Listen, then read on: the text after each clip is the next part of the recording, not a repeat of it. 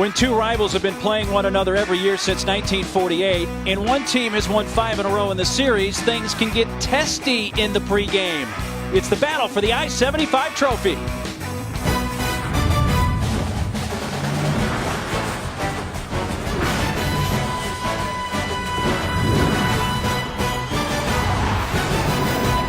Welcome to ESPN College Football, presented by Jimmy John's from Deutsch Perry Stadium in Bowling Green, Ohio. It's a key matchup in the MAC, as well as the battle for the I-75 trophy, as the Toledo Rockets visit the Bowling Green Falcons. Well, Bowling Green has already clinched the East Division crown in their 3rd straight trip to the conference title game. For Toledo to win the West, they need to win out and hope that Northern Illinois falls tomorrow night or next week. And along with former MAC and NFL linebacker Ray Bentley and Quentin Kesnick down on the sidelines, I'm Mark Healy. Ray, last year Bowling Green quarterback Matt Johnson missed all but the season opener with a broken hip. He is back this year and better than ever. Yes, he is, Mark, and I think that time off really helped him understand the nuance to this offense, having that different view. He put the headsets on and really got inside of it and stayed in tune, and it's led to him having an unbelievable season. Probably the most impressive things about him, his ability to throw the long ball and the way he uses his eyes. Well, Toledo running back Kareem Hunt ran for 265 yards and 2 TDs in the Rockets' win over Bowling Green last year. And in the last few weeks, he's feeling like his old self. He's looking like his old self as well. Over 100 yards those last 2 weeks, and he can take over a ball game and dominate it like he did in this battle last year. As you can see by the numbers, he's got the ability to go to the house on any given play. He can make you miss in the hole, and he will run you over just for fun. Nice crowd gathering here at Deutsch Perry Stadium on a nice night for this time of year. We'll take 54 degrees, a little bit of a wind out of the south. And the fans are here. These two schools separated by only about 25 miles. Toledo and Bowling Green meeting every year since 1948. But again, the Rockets have won the last 5 in this series. Bowling Green won the toss. They will receive. Scott Miller, Hervé Kobe back deep. And it's taken at the 1. Spun around and tripped up is Miller, and a flag right at the point of the tackle at the 20. This should be a chippy contest, Mark. I'm looking for extra stuff. The officials, I believe, will try to get a hold and control of it early, as we saw at the top of the show here. Already some guys going after each other. During the return, holding, return team, number 57. After this is penalty, first down. Larry Smith, our referee. And Matt Johnson brings out the Falcons. Come in 8-2, 6-0 in conference play. They are a high-tempo offense. They have the fastest, 5th fastest offense in terms of running a play every 20.8 seconds when they have the football. Fakes the handoff to Green, throws, tipped, and intercepted. It went off the hands of Roger Lewis and into the hands of Cheatham Norrells. That's a battle we're going to see all night between those two number 1s. And this round goes to Norrells. Just a drop ball. I mean, this is a perfectly thrown ball. Norrells is way off of Lewis, and he's just going to sit back there. He was getting ready to make a tackle, and the ball pops up into his hands, and we've got sudden change to get going right now. That Bowling Green defense has to stand up. 2nd interception of the year for Norrells. It's the 5th time this year Matt Johnson has been picked off. So great field position for Toledo. The 2nd play of the game after a Bowling Green turnover. Quarterback Philip Ely. As Hunt in motion into the backfield. Hand off to Hunt. Running right, bangs off one defender and another, and is brought down at the 25 for a gain of 2. Philip Ely has had a little bit of an up and down year for the Toledo Rockets, but he has really come a long way. Had 2 major offseason surgeries that cost him spring, and as the season has gone on, he's gotten a little more in tune with things. A knee injury and a torn labrum in his left shoulder, the issues he had to take care of. In motion, the tight end, Michael Roberts.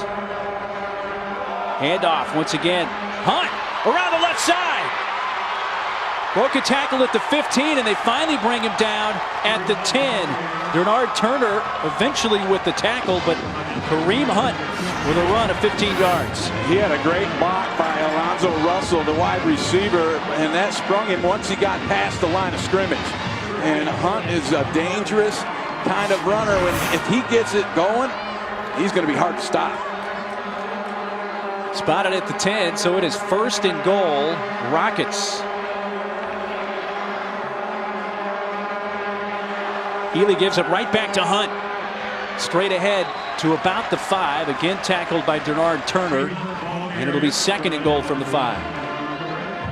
It'll be the big challenge for this Bowling Green defense today is to stop the run. And, when speaking with Brian Ward, the defensive coordinator, that's the first thing he brought up. He said, you can watch what Toledo does, and they do a lot of window dressing and shifting and formations and things, but they are a running football team.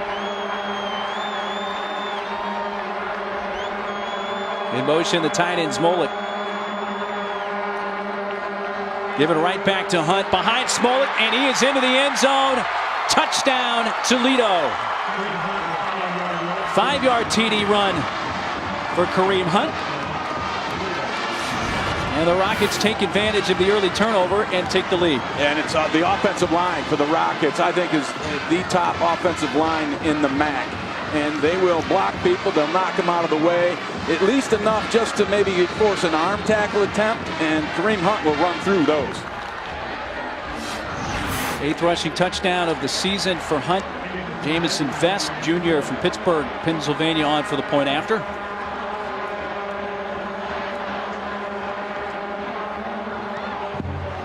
It is up and through. 4 plays, 27 yards, and it was all Kareem Hunt. It was, but it was all set up by the Norrells interception to give them great field position. And that's what Toledo needs to do. And that's what Jason Candle, the offensive coordinator, told us. We have to score touchdowns when we get in the red zone to keep pace with this high-powered Bowling Green offense. Well, when we chatted with Kareem Hunt last night, he said he's feeling like himself now. Yeah, he looked like himself. Going back and looking at that interception again, just a case of Roger Lewis taking his eyes off the football. And then depending on your perspective, it was either a good bounce or a bad bounce, but it was right into the hands of Norrells.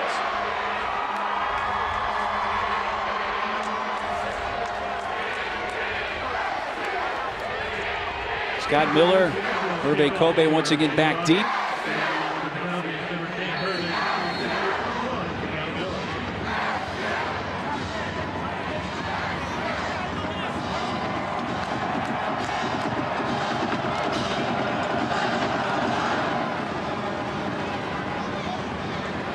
From a yard deep, brought out by Scott Miller. And he's tackled at the 17. Let's bring in the 3rd member of our broadcast team, Quint Kesnick, who has more on this great rivalry. Q. Yeah, 80th meeting between these two I-75 neighbors. It's a game that featured brawls back in 1935 and 1948, and we almost had one tonight. Early pregame, Ronnie Moore and Fred Coppett, 2 Bowling Green players, really stirring it up. They crossed the line. They were instigators. Toledo kind of shocked. We beat you 5 games in a row. Who are you to talk that way to us? Dino Babers, head coach of Bowling Green, telling me this game is personal. And Q knows, because he was right in the middle of all that going on pregame. I think he was trying to throw the first punch. Straight ahead run for Travis Green. Chaz Whitaker stops him for a gain of 3. You know, Bowling Green it's a mature team. You know, Matt Johnson led by him, the senior quarterback. I don't think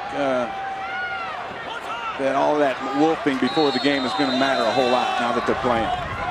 Green wrapped up by Juwan Woodley.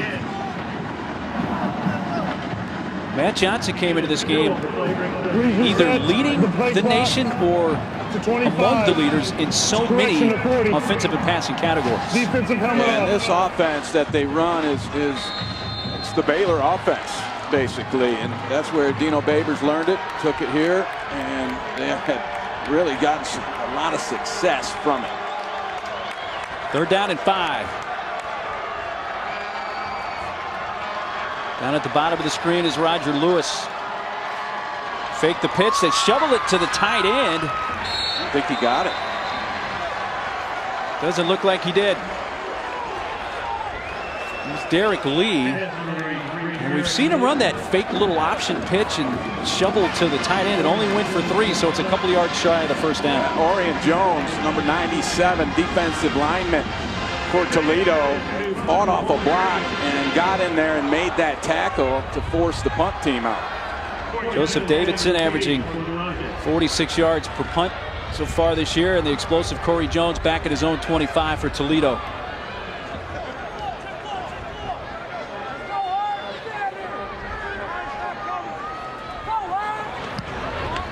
High punt from Davidson. That's going to land short at the 34, take a bounce and be down there. 39-yard punt for Davidson with no return. So a turnover and a 3-and-out. First 2 possessions for Bowling Green, and Toledo leading it early 7-0 thanks to the Norles pick.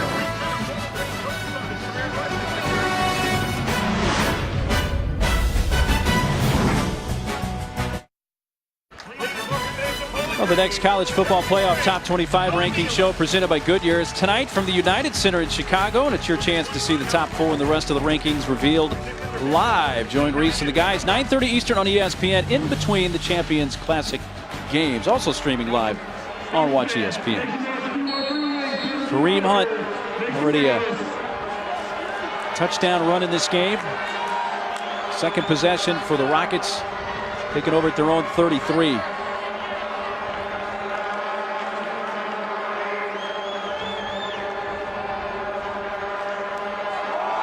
Once again, Hunt straight ahead, breaks through. Hunt in a foot race for the end zone is caught at the 25. Jack Walls, the safety, caught up to him from behind and saved a touchdown. 42-yard run. There was a hole there, but it wasn't a very big one, but Hunt finds it. And just a great job by that offensive line. They block people extremely well in combinations, and I'll get more into that in a minute. It's a short pass to Swanson now and is the back. Clint Stevens brings him down at about the 22. Gain of 4 on that. Those combo blocks, Mark, it starts out as a double team. So 2 guys are going to put 4 hands on the lineman, but then they have their 4 eyes on the next level on the linebacker. And then they'll leave. One guy will leave at some point and then knock off the linebacker, and their timing is outstanding. Swanson gets the run, and there he goes. Touchdown, Terry Swanson. And the early statement in this rivalry game certainly belongs to the Rockets. It's 13-0. Their running game right now is dominant. This offensive line across the board. Storm Norton at left tackle, Paul Pershone, left guard, Ruben Carter, the center, Mike Ebert, right guard, and Elijah Nkansa, the right tackle. Right now, they're having their way with this Bowling Green front. And the benefactors are Swanson and Kareem Hunt. Jamison Vest for the point after.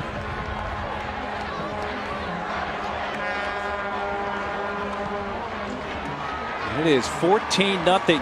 Just a 3-play drive, 67 yards. The first drive took just 4 plays. The battle for the I-75 trophy. A loud statement here by Toledo. Rockets have won the last 5 in this series. You have to go back to 2009 to find a Bowling Green win. 5 consecutive wins, the most in a row for Toledo, the most in this series since Bowling Green won 12 in a row back from 1955 to 1966. Bowling Green does lead the season, the lifetime series, by 3 wins, but again, Toledo's won the last 5. Matt Campbell has seen this from both sides as a Bowling Green assistant, and only 25 miles separating these 2 schools.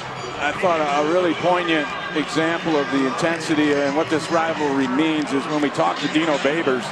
And he said one of the hardest things was last year having to look into the eyes of some of his seniors who had gone over against the Toledo Rockets. And he does not want that to happen to this year's group.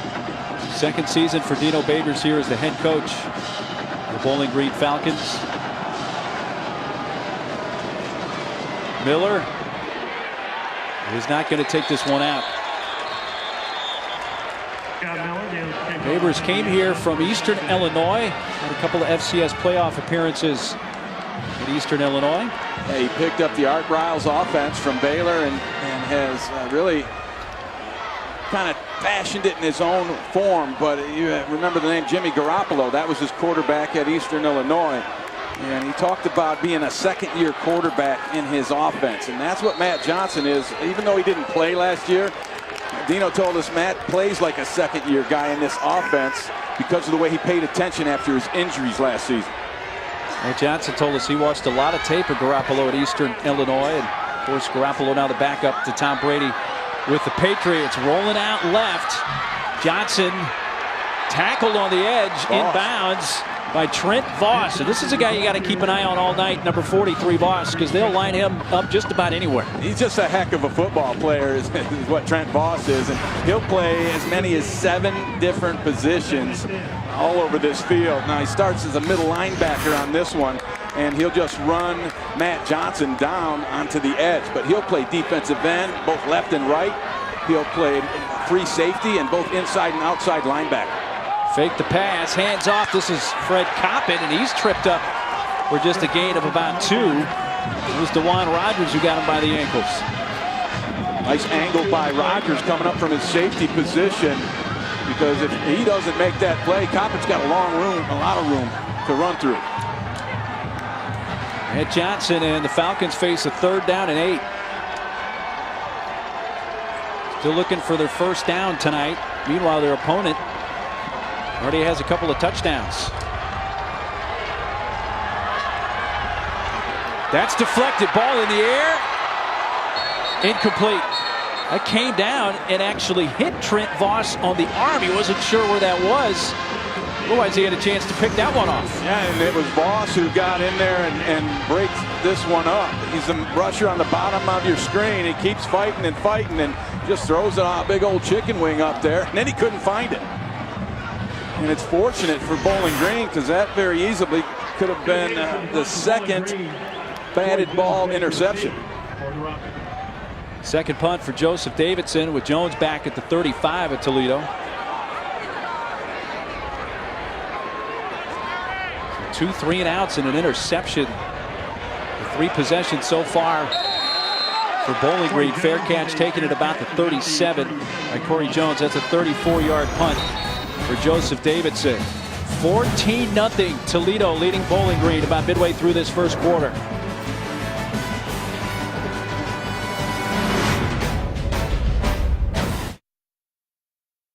ESPN College Football is presented by Jimmy John's Freaky Fast Sandwiches and in part by Nissan, premier partner of the Heisman Trophy.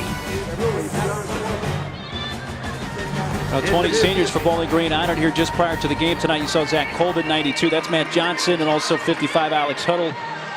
Well, the 17 other seniors honored just prior to the game. Toledo, 3rd possession for them. They've scored touchdowns on their first 2 with short fields. Relatively short fields. They've run 7 plays, marked 6 of them runs. Handoff Kareem Hunt, and he's got blocking. Hunt down the sideline, cuts it back now to the edge, and is out of bounds. And around the 40-yard line of Bowling Green. And right now, Ray, Bowling Green does not have an answer for the running game. You see both guards pull leading the way, and Bowling Green had slanted that whole defensive side inside. So Toledo had the perfect play called for it. There wasn't anybody for those big guys to block once they got to the edge. Spotted Hunt out at the 43. It's a 19-yard run. In motion, the tight end Roberts. Right back to Hunt. Cuts back, knocked down from behind at the 38-yard line. Picks up 5 before he's stopped by Terrence Bush. One thing to look for here is the way Toledo is having success running the football. That's going to require more resources from the Falcons, and they're going to be moving safeties up closer to the line, and that's when Toledo will go to that play action and try to throw it over their heads. Hunt, 7 carries, already 92 yards. On pace to hit that 265 he got in this game last year.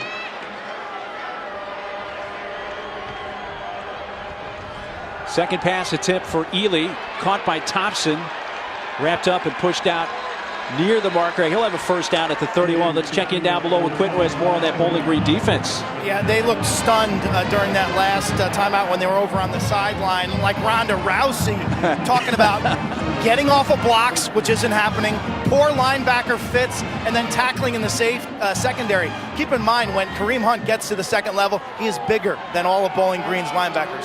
Yeah, great point, Hunt. 5'11", 2 1/4 mark, and that's pretty good size for a running back. And as Quint said, bigger than all of the secondary for Bowling Green and linebacker. Had him lined up wide, motioned him into the backfield. He gets a handoff and just keeps finding his way through the cracks. And picks up 5 to about the 26. One of the things they tell you to do as a running back, you make your cut off the heels of the offensive line when you're running that zone stuff. And Kareem Hunt does it extremely well. Look for that tonight when you watch him running behind this line. He'll get up in there and then plant that foot right at their heels and then hit the hole. Pitch to Hunt. Makes a spin move. Avoided a tackler to get to the 23-yard line, about 2 yards from the first down. Tackled by Isaiah Lunsford. Yeah, Trenton Green on that hit as well. He's one of those linebackers who are really going to be challenged tonight for the Falcons. You got Austin Valdez and Trenton Green. Those are the main two that play in the middle, and they are going to have to step it up. Hunt's now at 9 carries for right at 100 yards. The pass goes to the far side. Corey Jones right near the marker. Lost the football, but they're going to say he was down at the 20 and should have a first down. Either Hardy, Austin Valdez on the hits there for Bowling Green. Watch the play at the end here and see if the ball comes out, or was he down? And he's down. I think he should be down right there before. Yeah, good job by the officials. No issue with a fumble there. Jones lunging with that ball forward, and I think definitely down before the ball came out.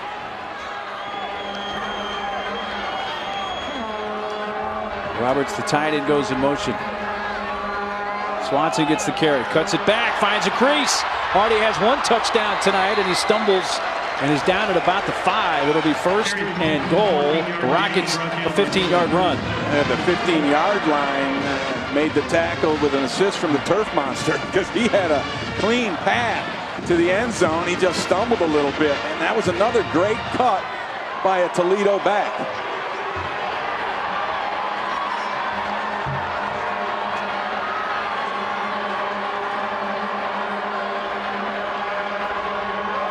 And off Swanson. That time the Bowling Green defense able to keep him to a minimal gain, maybe a yard.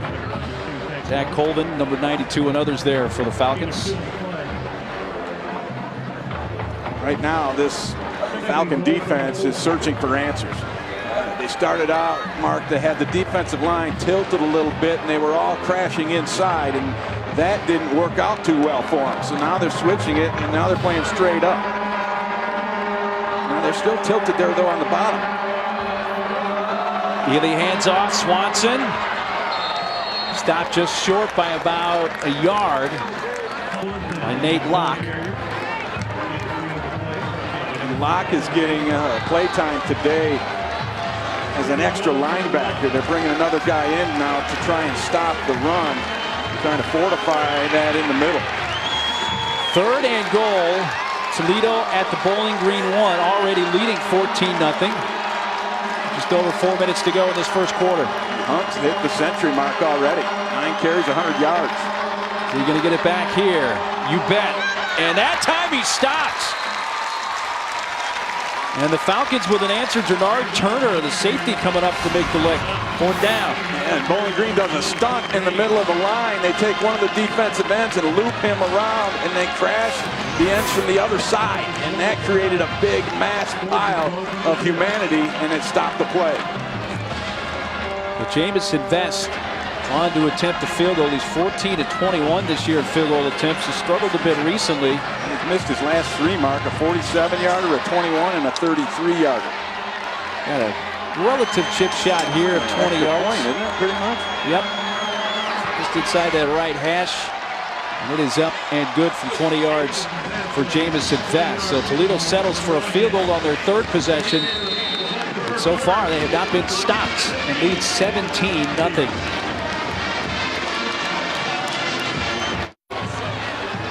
.310 to play in this first quarter, and a look at the numbers so far. Who would have thought we would only have 17 total passing yards despite a 17-0 score with over 3 minutes to go in the first quarter? Now Toledo has 6 more points than Bowling Green does yards. Yes. That kind of puts it in perspective.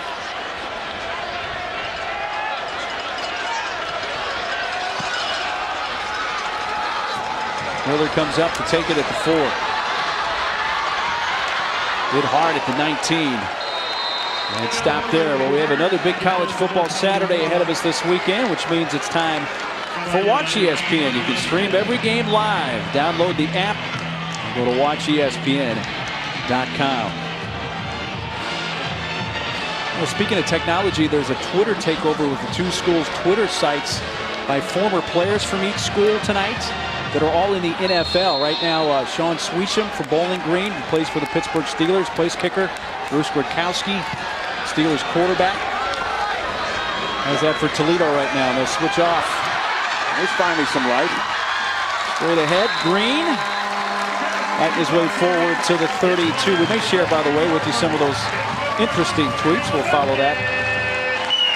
And, the Bowling Green crowd applauded the initial first down of the night for the Falcons. Not much there that time. Great stop by Hester.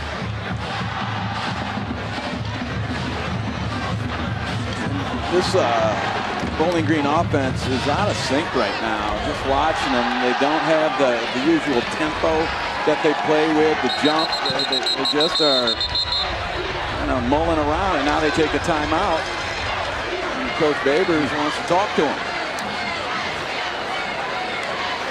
So the timeout called by the Falcons will step aside with under 2.5 minutes left in this first quarter.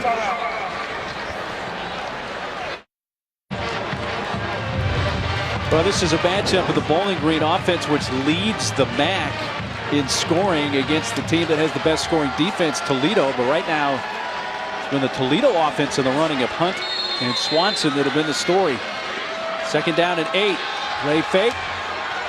Throw and a completion to Garrick Dieter.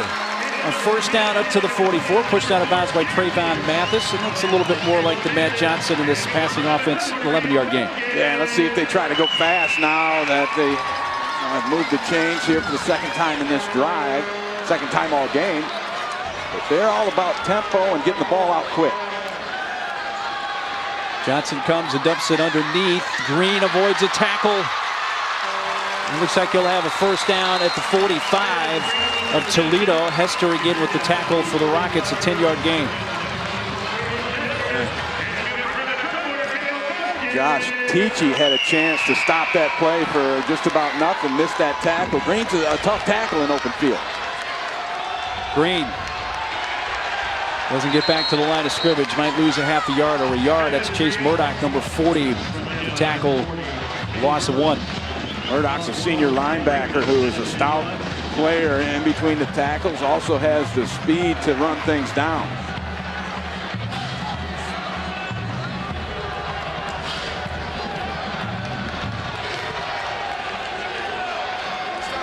Motioning out of the backfield goes Green.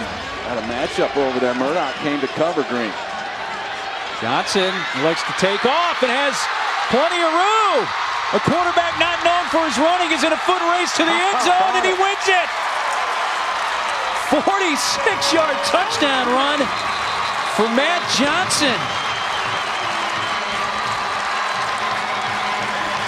Where'd that come from? I do not know. Now they're walking back. I do not see a flag, but there's a call. That's going to be holding against Bowling Green. Penalty for the previous spot. No 1st down. Yeah, I'm with you. There is the flag right in midfield, so erase that. And you're going to take a look at it, and the holding, it looks to me like it's on 55, Alex Huddle. But that is just another body blow to this Toledo team. You see, Huddle was kind of doing a dancing bear routine. I didn't catch the number as far as if they called it on him or was it on Logan Dietz.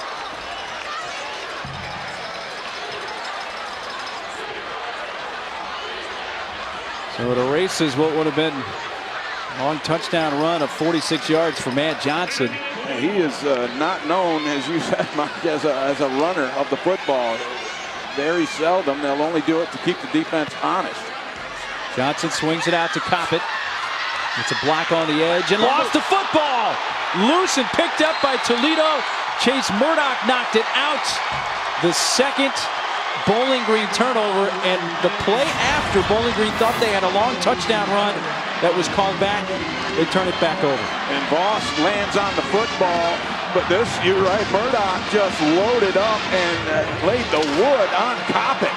Knocked that thing out, and then Voss hopped on it. And how about that change in the reversal of fortunes for the Rockets? They looked like they had given up a scramble touchdown. Next thing you know, they take it away when the flag nullified that score. It doesn't surprise me that Voss fell on a fumble either. He's always around the football. And Matt Campbell's Rockets off to the flying start. Just over a minute to go in this first quarter and get it back at their own 46. He tosses to Swanson, hit at the line of scrimmage, and falls forward to about the 49 for a gain of 2. Really nice tackle by Eiler Hardy, coming up in the safety position and making a sure, solid hit, getting the guy down out in space. Those are good plays.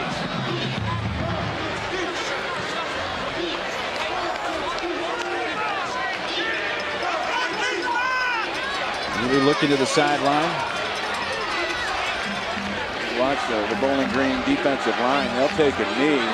Toledo likes to keep those guys in their three-point stance for 10, 15 seconds.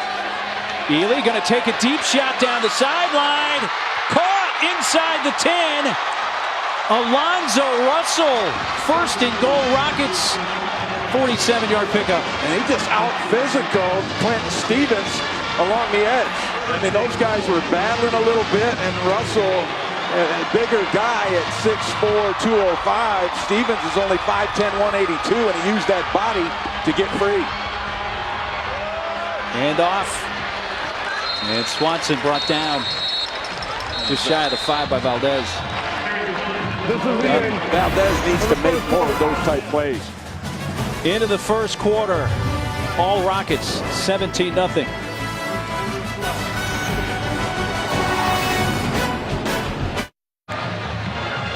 Welcome back to ESPN College Football, presented by Jimmy John's. This MAC matchup between Toledo and Bowling Green, the battle for the I-75 trophy in the first quarter, dominated by Toledo, 202 total yards to 48. And Toledo ran 20 plays in the first quarter. 17 of them were run in Bowling Green territory. Yeah, this field is definitely tilted towards the Rockets.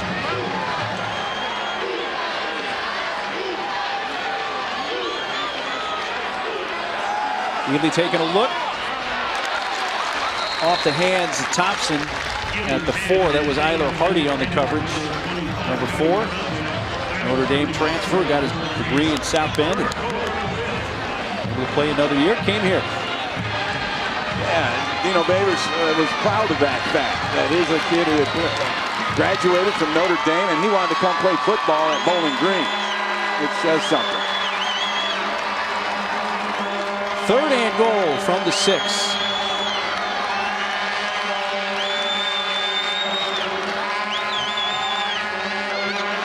Give to Swanson. Riding him at the 5 down there. Just picked up maybe a yard. Nate Lott, Austin Valdez there rode him down. And sets up another vest field goal opportunity. That's the 2 linebackers, and those are the guys that need to make plays down on the goal line area, because the defensive line usually will eat up them blockers, freeing the linebackers to run and hit. Best hit from 20 in the first quarter. This a 22-yard attempt off the left hash. Now the hold to Nick Ellis. Up and good. 20-0 Toledo inside the first minute of the second quarter. That was a victory there for the Bowling Green defense. In fact, the last two times they forced the field goals. Had they not, this thing could really be out of hand. Now Hunt and Swanson with the touchdown runs, then the best two field goals. Now made it 20-0.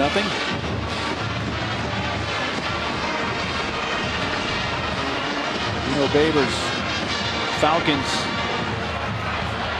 trying to hold on right now and get something going offensively. Turned it over on their first offensive play of the game, and it's kind of snowballed from there. It's certainly not what they expected. When we spoke with Bowling Green, they had a lot of confidence. They really felt, and probably still do somewhere, that this is the year that they can stop this streak. And they're a favorite, a 7.5-point favorite coming into this ball game, and it felt like they had the number this year. Well, they're going to need to find something to turn this thing around. Last Bowling Green win in this series back in 2009, they won here 38-24. Toledo's won 5 straight since. High short kick, and wisely let it go out of bounds. Miller did. And it's going to come out to the 35. Well, it's been a tough go so far for Bowling Green, though. Started the game, as I mentioned, Ray, that first play off the hands of Lewis, and it was picked by Norrells, and I tell you, Bowling Green is Bowling Green's worst enemy thus far. A lot of all these plays that you're seeing, the fumble, the interception, the holding penalty on the long run are self-inflicted wounds.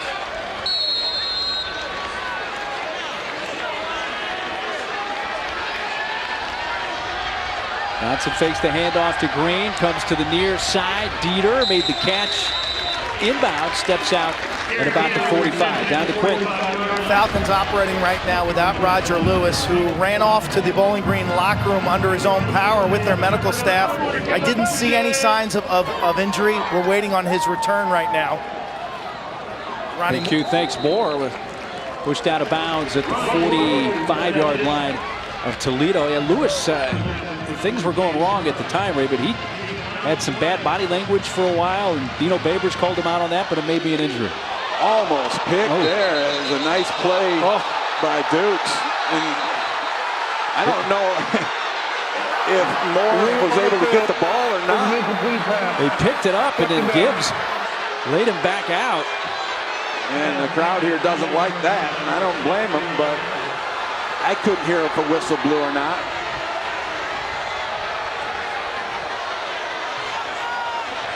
Well, the Falcon fans are convinced that the play had long been over before Gibbs applied that hit.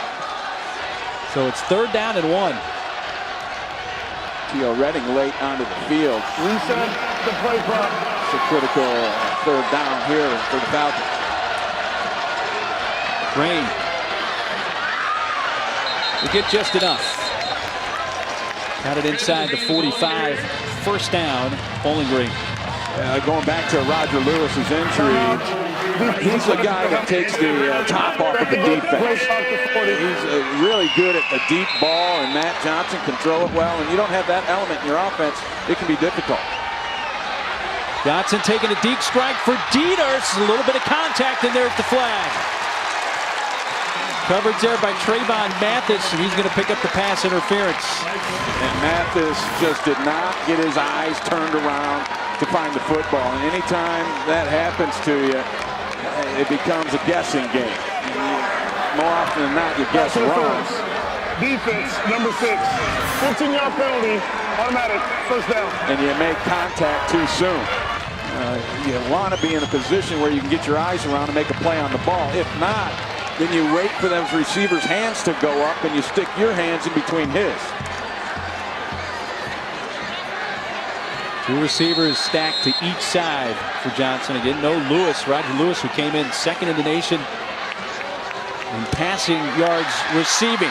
Green stopped at the 19, right near the marker. With the forward progress, he may have a 1st down before he was stood up by Jawan Hayes. Watch the center on this play. He has to block the defensive end all the way outside to basically 2.5 gaps away from him because they pulled both guard and tackle. That's a tough job, but McCullough handled it. Johnson throws on first down to Dieter. Tackled at the 14 by Juwan Hayes. Juwan Rogers also there, a gain of 6. It looks to me like Matt Johnson's starting to feel a little bit of a rhythm here. Johnson hands off. Green up the middle to about the 10 and close to the marker there. A yard short. Bring up a 3rd down. I think it's 4-down territory. I don't expect if Bowling Green does not get it, and they still have the same amount to go, I don't see him kicking a field goal. Green, first down, kept the legs moving to the 5. And it'll be 1st and goal, Bowling Green. Juwan Rogers stopping him there at the 5 for a 5-yard gain. Green made Chase Murdoch, who came on a blitz, miss in the backfield. That could have been a 4-yard loss, but Green was able to avoid Murdoch's tackle attempt. Boy, Green comes off the field. We check on him. Coppett into the end zone. And for Bowling Green, a badly needed touchdown to stop the bleeding for Fred Coppett, his 3rd rushing touchdown of the season. Yeah, Ryan Hunter, the left guard for Bowling Green, does a great job of kicking out Trent Voss on this play, and then Coppett makes the cut right off of him. You see how that worked out there, and Voss tried to get across the face of the block, but he wasn't able to. So Bowling Green gets on the board. They finally woke up. Tyler Tate, point after. 28-7, 9-play drive with 65 yards. Coppett finishing it off with the touchdown run. Bowling Green going to make it a game. 27 here in Bowling Green. Coming up 10 Eastern tonight from the United Center in Chicago. 4th-ranked Kansas, 13th-ranked Michigan State. Kansas with Frank Mason, Wayne Selden, Perry Ellis leading the charge against Tom Izzo's Spartans. The 2nd State Farm Championship Classic game. It's also streaming live on Watch ESPN. A little bit of light rain starting to fall. Bowling Green in the touchdown. Matt Johnson seemed a little bit more like himself on that last drive. Yeah, he was 3 of 4 for 25 yards, but he also threw the nice deep ball that forced that pass interference that kept it rolling. The line drive is going to sail well out of bounds. Come out to the 35. Kareem Hunt has been outstanding today, and that's what we've come to expect from him. He's kind of on the rise of a 3-game run here, and already 99 yards on just 10 carries. And he's had some great holes to run through. That offensive line is getting it done as well, but Hunt's a special kind of player when he gets into that zone. Last week at Central Michigan, 113 yards. He went over 3,000 career rushing yards a week ago. Just a yard shy of 100 so far tonight.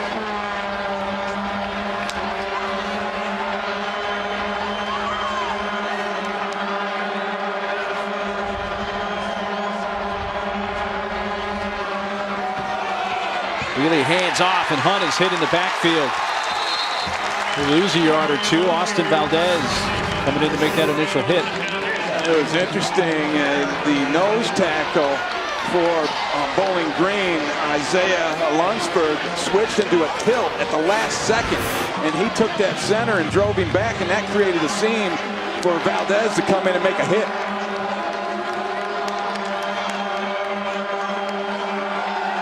Ely to throw on 2nd down and 11, and incomplete in the direction of Alonzo Russell. And his feet slipped is what happened to Ely as he tried to set up to make that throw. His back foot slipped on this turf, which, you know, it looks like the rain may have stopped, but it created a slippery little top of the surface, and Ely let that one get away. And the field turf they have here. They're 1 for 3 on 3rd down tonight. The Rockets. Ely throws across the middle and a 1st down catch right at midfield. Already brings down the tight end, Mike Roberts. Roberts is really having a good season, and then in particular in the passing game. Now this is really a blown coverage in my opinion. You've got to cover that tight end when he runs up the seam. You can't let him run free like that, and when you do, the result is what we saw. 16-yard gain, 17th catch of the year for the tight end Roberts. And an injured Falcon on the field. Can't quite see the number. This is right in the area of the tackle, which was made by Eiler Hardy. Hardy, who's about 188 pounds, and Roberts 265. And here's Hardy up to his feet.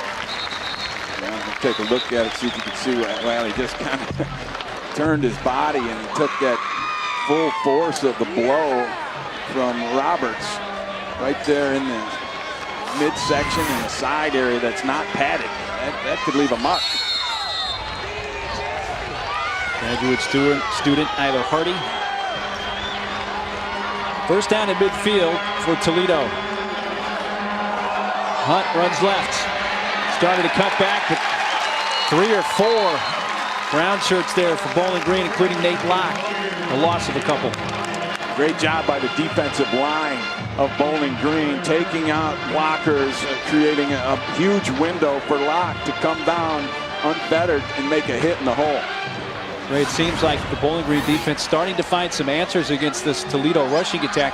First couple of possessions for the Rockets, they didn't have an answer. Right, and it's penetration by the guys up front. That time Zach Colvin, number 92, disrupted the play by getting himself 2-3 yards into the Toledo backfield. Ely underneath, Hunt with a 47 for Mike Menz, makes the tackle. Good hustling play by Mike Menz. Here's a guy that's 5'10", 327. He's just like a big boulder in the middle of the line of scrimmage, but that boulder can roll. Third down and 7. Throw across the middle, finds Corey Jones. He'll have a first down all the way up near the Bowling Green 20 before he's tripped up by Trenton Green. And this is man-to-man coverage by Bowling Green, and you're going to see James Sanford, who's an outside linebacker, try to stay with Jones, and that's just a mismatch. He just runs away from it, and Toledo takes advantage of that matchup. 26-yard gain. Jones goes in motion. He's now stacked. And Russell here on the near side. It's a handoff to Hunt.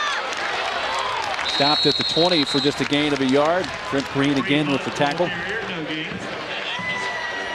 This Bowling Green defense has risen up in terms of stopping the run game much better. Now they have to take care of the passing game. Ely, he's a guy that can be hot and cold. And if they let him get heated up, which he is now, 8 of 10 on the night, that can spell trouble. Last 4 carries for Hunt, gone for -3 yards. He comes in motion and into the backfield. Kareem Hunt. Boy, he's able to get that across the 20, about the 18. Looked like he was stopped right at the line of scrimmage, but he'll actually get some positive yardage and gain 2. And that's a mistake. Both Toledo guards pull and run into each other. I mean, that's a Three Stooges type play where somebody didn't get the memo. And when you do that, the results are often not very good for the offense. So a good job by Hunt just to get positive yardage out of there. 3rd and 7, empty backfield. Ely towards the end zone, and at the 5, incomplete in the vicinity of Alonzo Russell there on the sideline. Ely prefers routes where he can see the receiver come open. He struggles on the timing routes. He threw that one before Russell made his break, and those are the routes that he finds a little more difficult. 3 possessions in the red zone. Now 4th. With this one, attempting a field goal at 35 yards. Vest the distance and got it. Looks like Vest has his confidence back. He missed his last 3 coming in. Now he's hit 3 in this game. That makes it 23-7.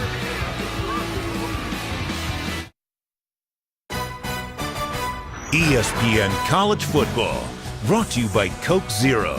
All taste, 0 calories. Try a new game day tradition. And Advil. Relief doesn't get any better than this.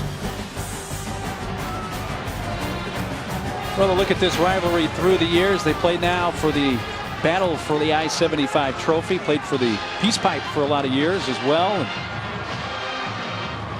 Game won by Toledo each of the last 5 years. And Toledo has the 23-7 lead. Still 8.5 minutes to go till halftime. It could be a lot worse, but the Bowling Green defense has played really well in the red zone. 12 plays, they've allowed only 14 yards in the red zone. Short kickoff from the 11. Miller. I meant Bowling Green defense. I think I said Toledo, Mark. Upended at the 23-yard line. And it looks like Roger Lewis coming back in the game. Q has more down below. Yes, that's what it seems like. Lewis emerging from the locker room with what appears to be a hip or lower back injury. He spent some time on the bike. He's been loosening up that entire Toledo possession. Meanwhile, Matt Johnson being a leader, being ultra positive with his offensive line, saying, hey, give me time. I can pick them apart. We were down 21-0 to Tennessee. Let's go. He's completed his last 6 passes, so he's getting heated up a little bit. And when he gets rolling, he's pretty good. More in motion to the far side. Play fake. Johnson throws to the sideline. Dieter steps out at the 36. Ray, this seems like a really big drive. If they can go down and find the end zone, I mean, they're right back in this game. Yeah, because they took Toledo's biggest and best punch in that first quarter. Looked like somebody moved earlier. A little awkward there at the snap. Yeah, I think it's going to be on the Bowling Green offense, a false start. False start. Offense. Number 4. Penalty. Remains. First down. Called it on Garrett Dieter. Wideouts. No wonder he was so open. He had a head start. Burbrink and Lewis lined up, stacked at the top of this formation, top of the screen. This is one of Bowling Green's favorite formations. They stack those receivers, and usually they'll send one guy high, the other guy lower in terms of the depth of the routes. Handed off. Green stopped. Tackle for loss. Allen Covington. Covington didn't get blocked. He did the man in front of him will collapse down inside. He stays square on the line of scrimmage, slides down, and finds the football right there. And the penetration knocked off the guy who was supposed to come around and block him, Logan Dietz. Loss of 3, so after the penalty and the tackle for loss, 2nd and 18. Deep strike, got him. Then he lost the football. Incomplete. That was a great throw by Matt Johnson. There were 3 guys, Toledo defenders, in that area, and he dropped that thing right into Ronnie Moore. Moore's helmet came off. He's got to come off the field for a play. You can see that ball just hit the mark, the bullseye, but Moore wasn't able to reel it in because of the hits from those defensive players from the Toledo secondary. Incompletion, 3rd and 18 from the 27. Johnson in trouble. He's sacked at the 24. That's Stepic, who just had a speed rush coming around the edge. And Jacob Bennett, the left tackle, just couldn't hang with the speed of John Stepic on a speed rush. He just beats his man Bennett around the edge, and Johnson had to pull it down because of the coverage downfield. 3rd sack of the year for John Stepic.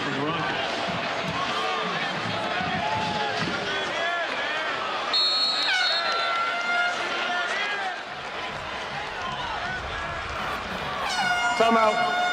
Bowling Green. There's a second charge. Also Timeout called by Bowling Green. They use their 2nd.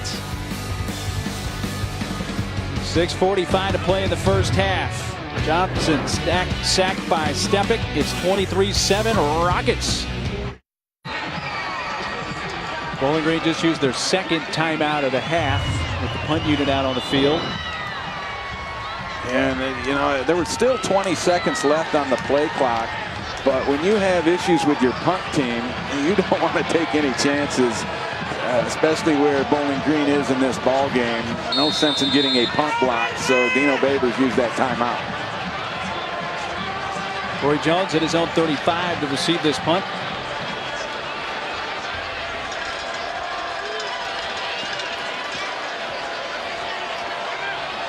They're doing more shifting on a punt than I think I've seen in a long time.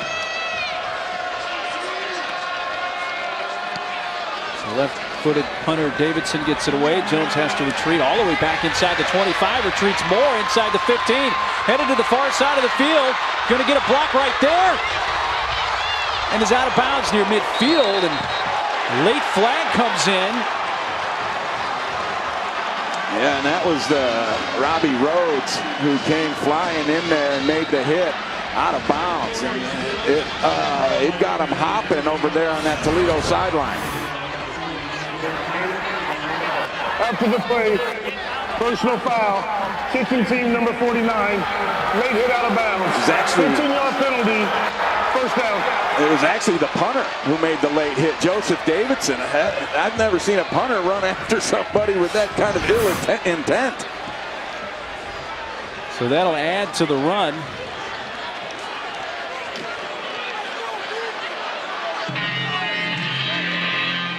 That was a great punt return by Corey Jones, and taking the momentum of the kick back and then using his speed to get the edge.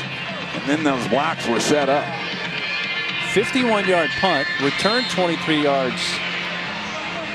And then you add 15 on the penalty. And it's a first down for Toledo at the 39 of Bowling Green.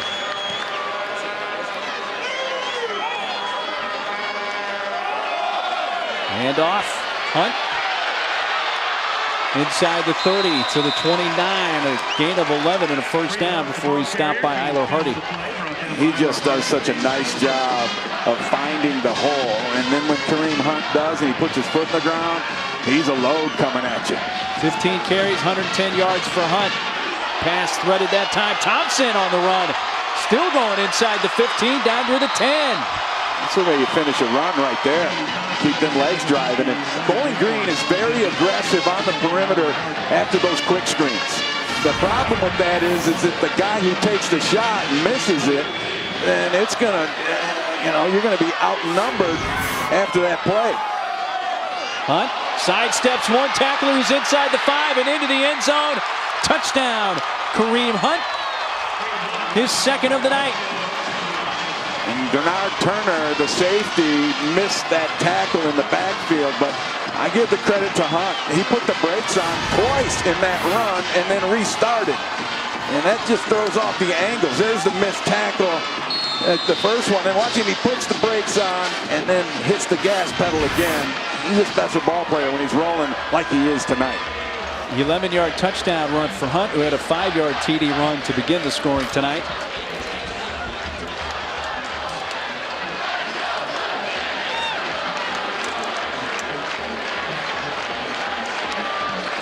This point after is true. 30-7. Toledo coming up tonight after the Champions Classic. Stick around for Sports Center at night. John Anderson and John Bucci-Gross will have you covered at the midnight hour, followed by Neil and Nicole on the left coast. Sports Center at night tonight after Kansas, Michigan State on ESPN and streaming live on Watch ESPN.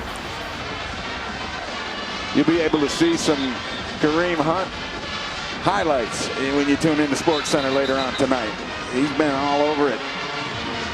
14 carries, 103 yards, that touchdown. And Toledo, that was a nice drive. And it really, you thought Bowling Green had settled down and started getting that defense going, but that last drive was not good for them.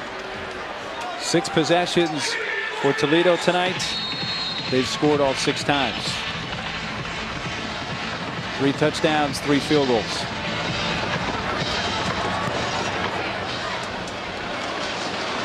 Coming up to take it at the 11, Scott Miller. Turns it upfield and is down at about the 25.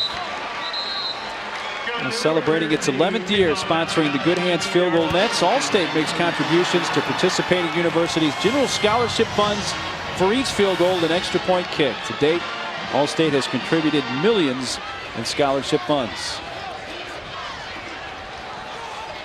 Battle of I-75, Toledo and Bowling Green. Last 5 won by the Rockets, and they have the 30-7 lead with 6 minutes, a little under that to go in the first half. Only 73 passing yards thus far for Bowling Green. That's their baby. That's how they thrive. Johnson tosses it out in the flat to Coppett.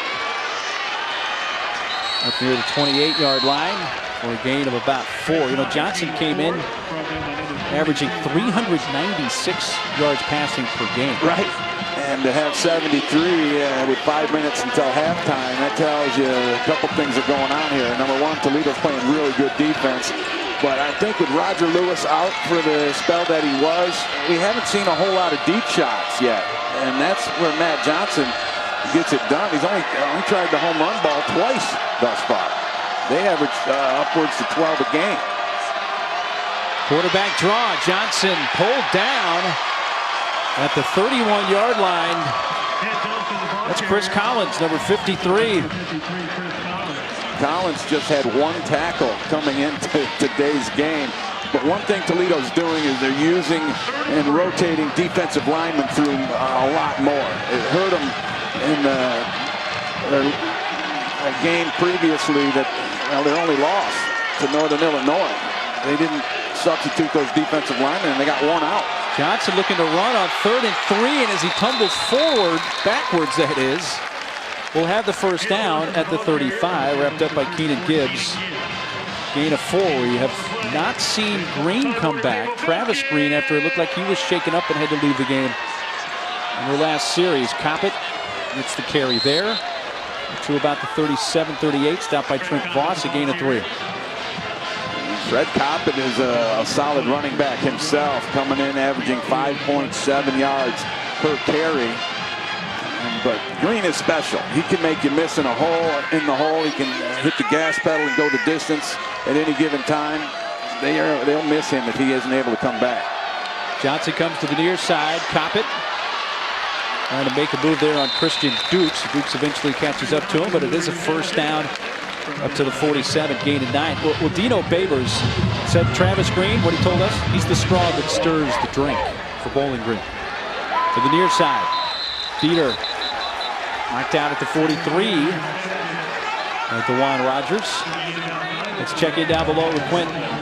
Mark, first down success on this near hash means that Bowling Green likes to go fast. With that in mind, Ray had mentioned Toledo rotating defensive linemen. Hester and Jones played nearly 80 plays apiece in that Northern Illinois loss. A week later against Central, they cut that in less than half. They played less than 35 snaps apiece. You saw more Gibbs and more Stepek. Johnson had a lot of time, now has to roll out. There's a flag. Johnson hit at the 40 near the line of scrimmage. Yeah, and that's going to be a hold. Holding, offense, number 67. 10-yard penalty, remains, second down. At the left tackle, Jacob Bennett. You know, following up on that defensive line situation, Toledo got pushed around in the 4th quarter by Northern Illinois, and in large part they kind of did it to themselves in that they wore their own guys out by having them play all those downs. The next week against Central Michigan, they rotated liberally, and it was a huge difference. They won that game late. Yeah, they were up 27-19 over Northern Illinois in the 4th quarter. Moore, first down to the 42. That's the only loss this year for Toledo. Even the Northern Illinois came back in the 4th quarter and won. With the Glass Bowl back on November 3rd. Personal foul, face mask, defense, 15-yard penalty tacked on to the end of the run. First down. Attack that on the face mask. 3:13 to go in the half. And just the second penalty of the game for Toledo. They played pretty clean, but Christian Dukes got that face mask, and it cost him.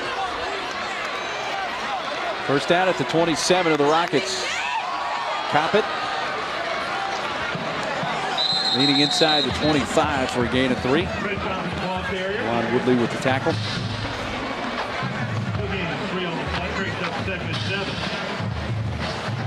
Bowling Green has already clinched the East Division. They will play in the conference title game.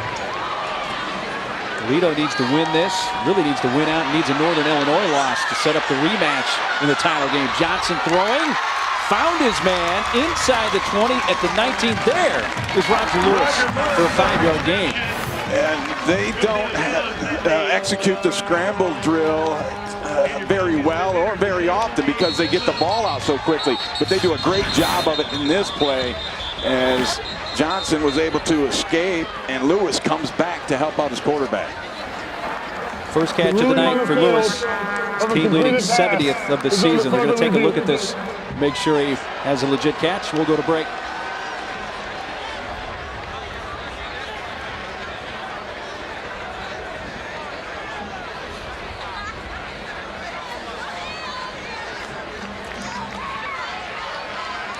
The ruling on the field is that it's a pass completion. It's gone up to the replay booth. And the question mark was, did Lewis stay in bounds on this little route coming up on the sideline? And hard to tell from that particular look. See if we can get a better one here. Yeah, that's also inconclusive in my mind. So the call on the field was a completion, and if we can't see the indisputable video evidence to overturn it, then that play will stand as a reception. Gary Bram, the replay official tonight, is communicator Jay Lyons. On the field of a completed catch stands. First down. And as you anticipated, we get the vernacular that it stands. Not confirmed, but stands. Nothing there to overturn it. Sometimes with the looks that you have, it's really difficult to tell. My opinion on that was that he had caught the football. The right foot was down in bounds before the left foot came down, and that would be the foot you'd have to question. So I think it was a good decision to let it stand and a good call initially. So it does go as the first catch of the night for Roger Lewis. 3rd down and 2. I've seen more of this tonight than I saw watching Bowling Green come up. This being where they freeze and check and change the play from the sideline. Move Derek Lee from the backfield, the tight end. He's wide to the near side. Johnson going to take off to run for the first down and will slide down at the 10. And the Bowling Green crowd wants a flag, and they do finally get it. Yeah, he obviously went into the slide and plenty of time for Juwan Woodley to pull off. And I know it's close and all that, but defense number 30, late hit. After this is penalty, automatic first down. When a quarterback slides, you pull off. Play's over. And Woodley kept going. And I feel for you, Mr. Woodley, as a former defensive player myself, and a chance to hit a quarterback. You don't want to pass up on those opportunities. 1st and goal.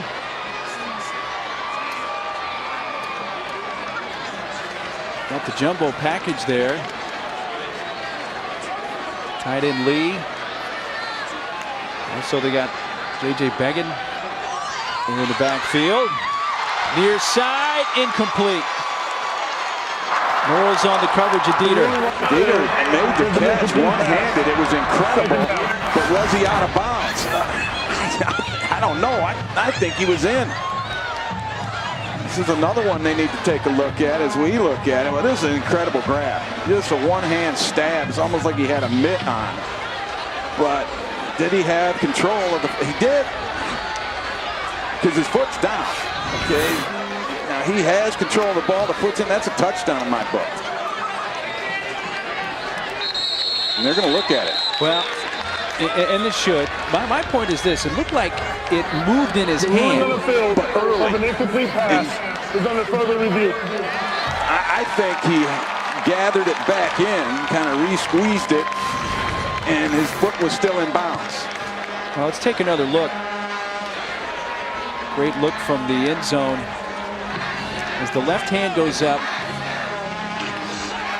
He grabs it, no question. Starting to move and got it there, and that this foot, the front foot, the right foot is not down out of bounds yet. The left foot is clearly inbounds. That is a catch.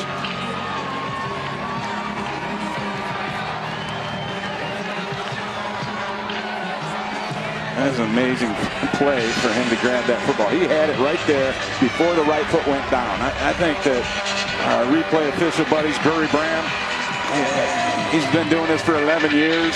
Yeah, that's the look, the freeze. I think that's a catch.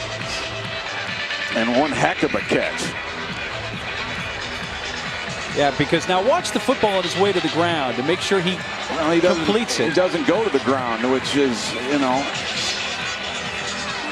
so that's not an issue. But he never loses possession of the ball. I mean, he hands it back to the official, right? He's got it before that right foot comes down out of bounds. Okay, you sold me. Let's see if Gary Bram, the replay official, agrees. Agree with me? This could be a huge play, huge call. Yes, no doubt. With 1:34 to go in the first half, and Bowling Green's been trying to come from behind really from the get-go. They were down 17-0 really before they knew what hit them. We're down 20-0 early in the second quarter. Yeah, the thing about it, though, Mark, it's only second down, so yeah, Bowling Green would have another couple opportunities to punch it in, but I think this was in. I got this as a touchdown in my book. But we haven't seen Travis Green come back. This is obviously an issue for Bowling Green. It's fallen to Fred Coppett. And they've split time pretty equally coming into the game. Just in terms of carries, Green came in with 149, Coppett had 104. But there's no question that Travis Green is the most effective one they have. Green last week at Western Michigan, a career high 170 yards, 3 TDs. So if he is lost for the game, that's big. Another look at that.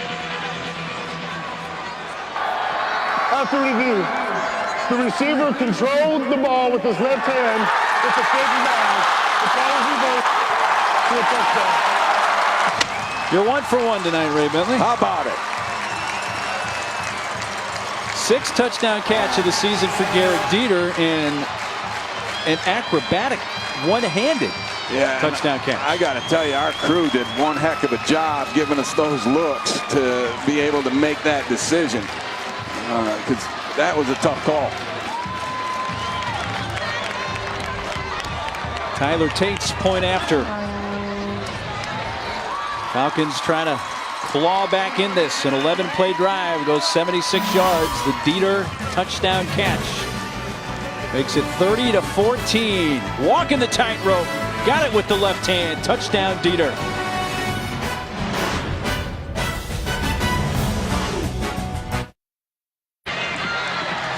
Garrett Dieter's touchdown catch. It took replay. It does go as a score, 30-14. Toledo still leading with 1:34 to play in the first half. I can't even put a number on the degree of difficulty of that catch that Dieter made. 10.5? Yeah, right? On a scale of 10. A one-hand stab and then the wherewithal to get the foot down. That was really athletic.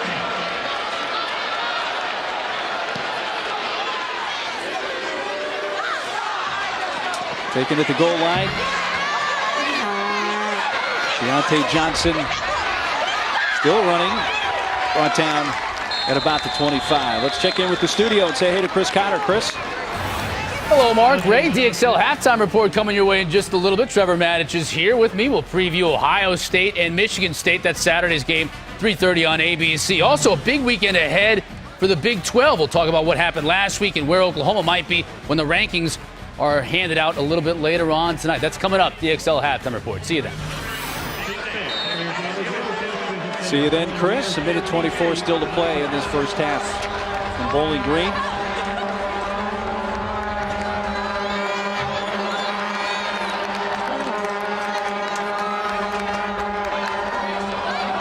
Really hands it off. First carry of the night for Damian Jones-Moore for a gain of 1. Well, no doubt early in this game, Ray, Kareem Hunt was the story for Toledo. Philip Ely, though, the last few series, we've seen him be effective throwing the football. Yeah, he's hitting 75% completion rate on his throws, 9 of 12. And he's been sharp tonight. But it looks like, now there's a Bowling Green player down now. Player on the defense. Valdez, Austin Valdez. Looks to me like Toledo is going to be satisfied with a 30-14 lead here and not take any chances in this last minute of play in the first half. So they attend to Austin Valdez, and we'll step aside with under a minute left in the first half.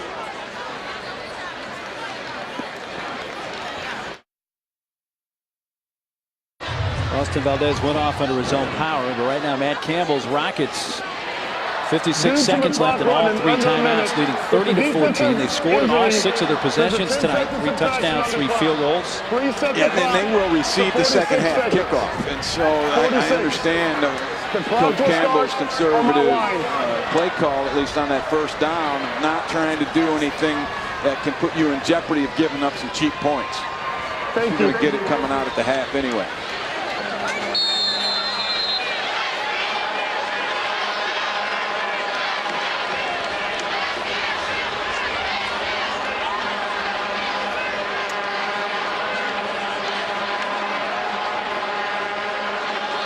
That Bowling Green defensive line taking a knee, except for the right end. Terrence Bush is staying in that 3-point stance. I challenge you at home to try and hold a 3-point stance for 10-15 seconds. See how that feels.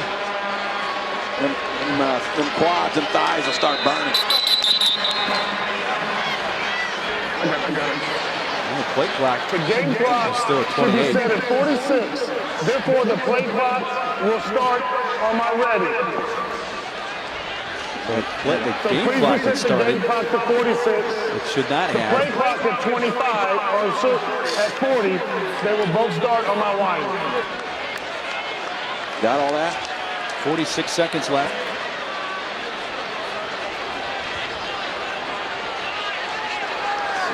So start the play clock on the referee's signal. Well, let's see how Matt Campbell and the Rockets want to play this. Bowling Green changing their defense at the last second. And Lewis getting a head start into the locker room for Bowling Green. And the old chess game is on as Toledo. They changed their call now. Travis Green has been on the bench. He's not in the locker room. If you look at it, they did start the game clock along with the play clock. There's only a 5-second difference. So Toledo does have to snap this football, but this should be the last play of the half. So hand it off, and Damian Jones-Moore with a run up to the 34. And that's going to take us to the end of the first half. Again, Toledo does have the option to receive the second half kickoff.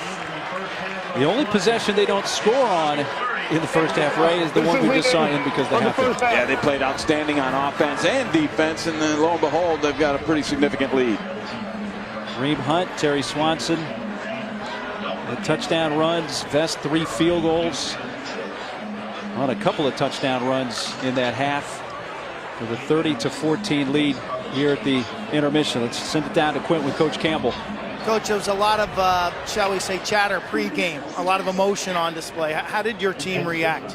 Well, you know, in big games, there's going to be a lot of emotion, and I really talked to our kids that we can't allow ourselves to buy into that. And, you know, I thought our kids really kept their composure for the most part. I love that we play with emotion, but you got to play with controlled emotion. I thought our kids did that for the most part. Looking forward, what's most challenging with playing with the lead? Well, I think the biggest thing is we got to stay aggressive because this is a team and obviously an offense that can score a lot of points and score them fast. So we're going to have to keep to our game plan, keep doing what we're doing, and we got to continue to execute. Thank you, Coach. Coach Campbell, Q, thanks very much. Our halftime score is Toledo 30 and Bowling Green 14. Now let's go to Chris Cotter and Trevor Manich with all the latest news, scores, and highlights on the DXL Halftime Report. Gentlemen. Well, halftime, Chris Cotter, Trevor Manich here, 30-14 at the break, Trev. And really those 2 early turnovers by Bowling Green made it look like it was going to be a blowout as we're watching it here in studio. But Matt Johnson then settled down, got Bowling Green a couple of scores, and they're still in it. Still could be a blowout, though. They need to get more big plays. Matt Johnson at halftime has got to figure out how to push the ball down the field. Their longest play so far in the first half is 12 yards, whereas Toledo has got 4 different players that have at least one play over 20. And so if it's big plays versus nickel and dime, there's no way Bowling Green will come back. Bowling Green can score, but if you can't stop Toledo from scoring, you're going to lose. And the only thing that could stop Toledo from scoring in that first half was the end of the first half. That's right. So we'll see how it plays out in the second half coming up. Got another game going on right now over on ESPNU here in the MAC. Ohio hosting Ball State. I know you like those Ohio uniforms. Love the Ohio black Bobcat with the uniform. green Ohio on the helmet. Here's J.D. Sprague. You probably like this play action too. Finds Jordan Reed wide open in space, all the way down to the 15. That was a tight throw as well. I mean, there were a lot of defenders back there. It wasn't the normal play action where it clears out the underneath coverage. Look at Desmond Patterson here. Oh, look at all the defense going to the right side. Makes a couple guys miss, and then he uses his speed to get to the end zone. That's what's happened when the running game works. All of a sudden, they start to flow to where you look like you're going. 14-3 right now, Ohio with the lead. When we come back, we'll talk about the college football playoff rankings going to be released officially a little bit later on tonight. Trevor Matich has his coming up.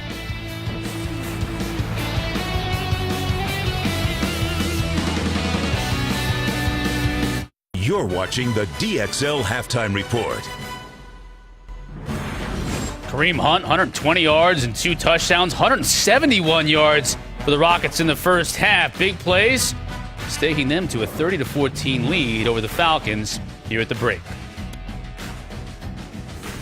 Trevor, in about 2 hours' time, we're going to find out who the playoff committee has in their top 25 with the rankings show. It's going to come up in between basketball games at the Champions Classic here in a little bit. But give me your top 6 as you see them right now. I've got Clemson at number 1, Alabama at number 2. Now, I'm looking at the rest of the teams, and it's not just about resume. It's also about how they look. Because of that, I've got Oklahoma at number 3, Ohio State at number 4. And I'll tell you, a lot of people are upset because I've got Oklahoma ahead of Notre Dame. Right, when you think about common opponents, they both played Texas. Notre Dame thrashed Texas earlier in the year. Texas, the Oklahoma's only loss. Right, but this is the problem if you just worship at the altar of the almighty spreadsheet and look at the data point of Texas and then be lazy and not look at how that Texas team played in each of those games. In the opener, when Notre Dame blew them out, Texas came into that really not knowing how to prepare. That was not the same Texas team that played Oklahoma. That was a rivalry game. Texas had lost 3 games in a row. They were desperate. They were focused like a laser beam on saving their season against their big rival. So it was a different Texas team, and I think it's important that the committee use common opponents, but not get so wedded to it that they take it as just win or lose by what amount and don't look at the tape of how those opponents play. Okay, so you're looking at how teams play against an opponent in any particular game. One week an opponent might play very well, another week they may not. Let's talk about Ohio State and Michigan State a little bit. Game day is going to be there in Columbus. ABC, 3:30 in the afternoon, but it's a Michigan State team that has not played very well of late. I mean, you look at the Nebraska game, you look at the Indiana game, you look at Maryland. So they haven't played very well against some of these teams. No, they haven't, and part of the reason is injuries. They've been having to reshuffle that offensive line through the middle of the season because of injuries. They haven't run the ball very well. That's normally a staple of Michigan State. And Connor Cook, the quarterback, now with that shoulder, we don't know how strong that'll be when he comes into Ohio State. And I will tell you this, Ohio State will stop Michigan State's running game cold. If Connor Cook can't play well, they don't have much of a chance to get enough points to even make it close. All right, quickly on this, we've been waiting for Ohio State to play up to their competition. They've been playing down to their competition. If they do in this game and they look good against Michigan State, is all sort of forgotten and forgiven with Ohio State? Or do we think about them as we did thinking about them last year because they're so good at the end of the year? It's how they play. The difference between Ohio State's offense this year and last is that this year they have more 0 or negative yardage plays and more offensive penalties. Okay. So they're still moving the ball, they're still scoring points, but about a touchdown per game less.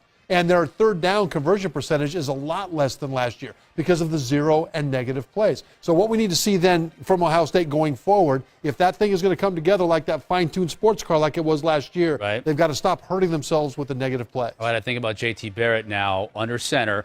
Came back last game after the suspension, but he still wasn't great in terms of getting the ball downfield and throwing the football and getting big plays that way. Will they be able to have more big plays against this Michigan State defense? They'd better, because Michigan State's defense, if there's a flaw in it, it's giving up long passes. Teams that can't throw, well, gee, they couldn't throw. Teams that could were able to get the ball down the field against a young Michigan State secondary that still really hasn't tightened up all that much. Look at Armstrong just shucking this one down the field. That's stuff that Michigan State used to be able to stop cold. and now not so much. Now, Ohio State's not really pushing the ball down the field very much this year, to the point that teams like Illinois and Indiana have put like 9 or 10 guys within 4 yards of the line of scrimmage against the Buckeyes to stop the run, dared them to throw it down the field. They still couldn't do it nearly as well as they did last year. All right, when we come back here on the DXL Halftime Report, to Trev's point, Oklahoma squarely in the sights of the playoff committee, but it's not just the Sooners. Oklahoma State, Baylor, TCU, all still in play and all playing each other this weekend. We'll preview coming up. This Halftime Report is presented by DXL. You're looking good.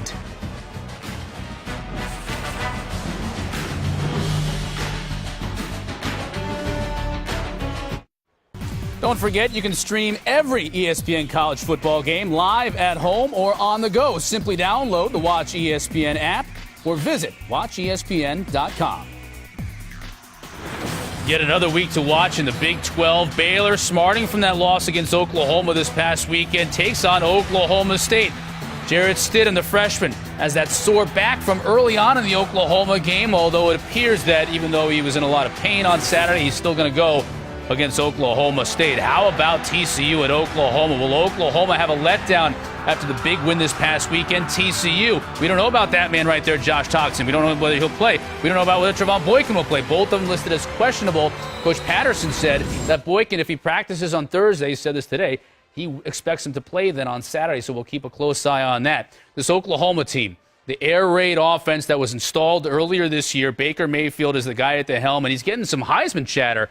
You think that's correct for people to start talking about him in such lofty ways? Absolutely correct. He's doing things on the field that very few people, if anybody, can do.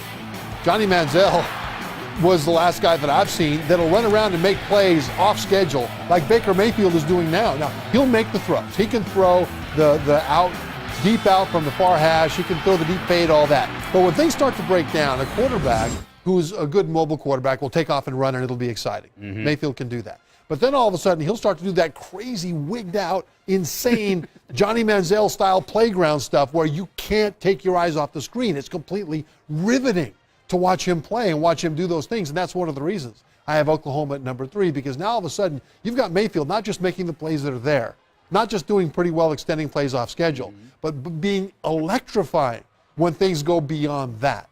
So we will see how they do Saturday night. 8 o'clock on ABC, one of the big games of the weekend, and here are some of the other ones. Obviously, you got Michigan State and Ohio State, 3:30 on ABC. Watch North Carolina now, taking on Virginia Tech. They moved into the rankings this past week. How will they do?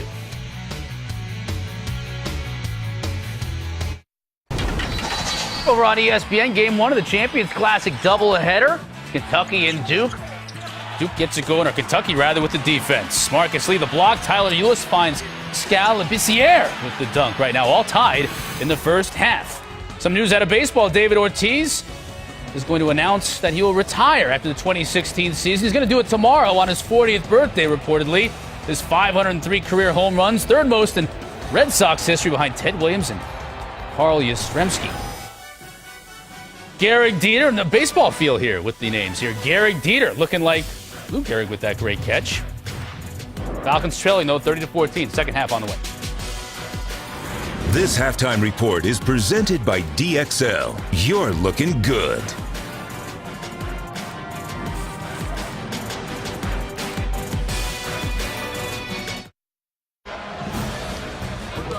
Welcome back to ESPN College Football, presented by Jimmy John. It's about to start the second half. Toledo leading Bowling Green 30-14 in this battle of I-75. Along with Ray Bentley from Kesnick, I'm Mark Neely in that first half. Ray, fast start for Toledo, and the big reason they got off to that fast start was Kareem Hunt. He was outstanding. I mean, he looks like the Kareem Hunt that I saw at the end of the year last year, just dominating, making guys miss, accelerating in the hole, using his blockers extremely well. He just had an outstanding go of it initially, especially in that first quarter, Mark. It was unbelievable. Hunt with the 3,219 yards. He's fifth on the all-time rushing list now at Toledo.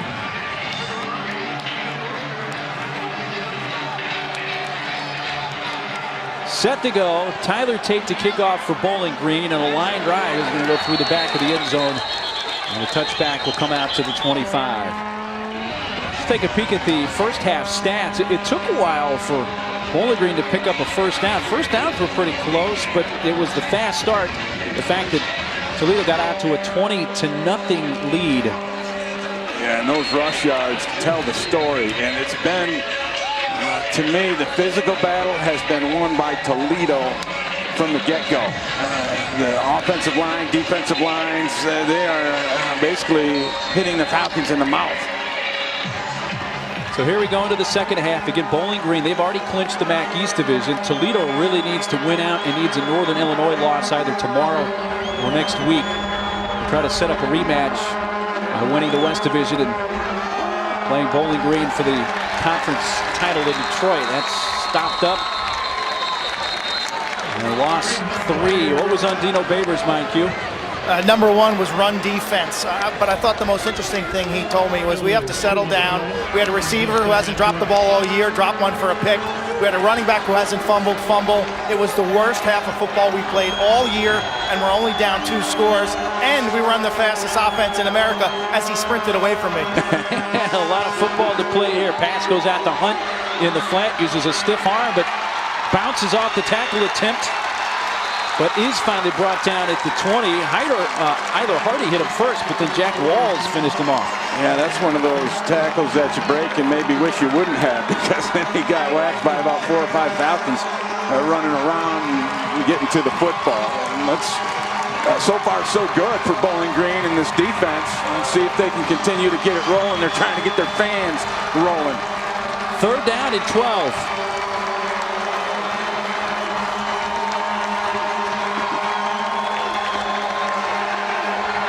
Ely throws over the middle, and it's picked! Then he slides down, unable to get much of a return. But the interception by Austin Valdez, his 2nd interception of the season.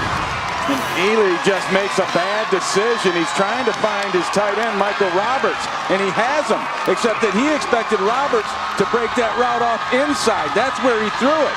Roberts broke it off outside. The miscommunication basically forced or caused the interception, and Bowling Green's in business. First turnover tonight from Toledo. This is almost a reversal of what happened at the beginning of the game, when Bowling Green was picked. So here's Johnson with a short field, throwing to the sideline and stepping out at about the 15 is Burbrink, his first catch. That was a whale of a throw by Matt Johnson. When he wants to dial up the fastball, he can send it out there humming. Screen pass, Dieter inside the 10. Wrapped up by Trayvon Mathis. And a lot of times you don't know what that spark is going to be, but it happens, and it gets the football team all riled up. That might be the case here for Bowling Green right now. Quickly got to the line, but now Johnson looks to the sideline. And Travis Green, as you can see, number 8, is back into the game at running back for Bowling Green.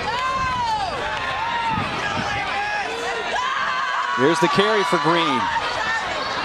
Hit hard and stopped at about the 6. And Murdoch and Rogers both showed up at the same time to deliver a decisive tackle. So it's 3rd and 1. Got them spread out. Maybe they run Green up the middle against this 6-man front. Johnson fires a fastball. There's a flag. Moore, the intended receiver.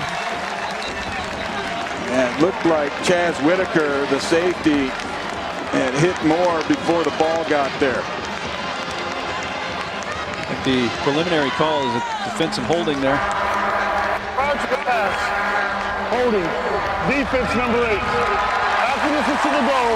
Automatic. First down. So that gives them the first down, and it's 1st and goal. Half the distance to the goal is going to put it at about the 2.5, 3-yard line. Whitaker was getting beat on that crossing route, and his basically last option was to grab the receiver, and he did.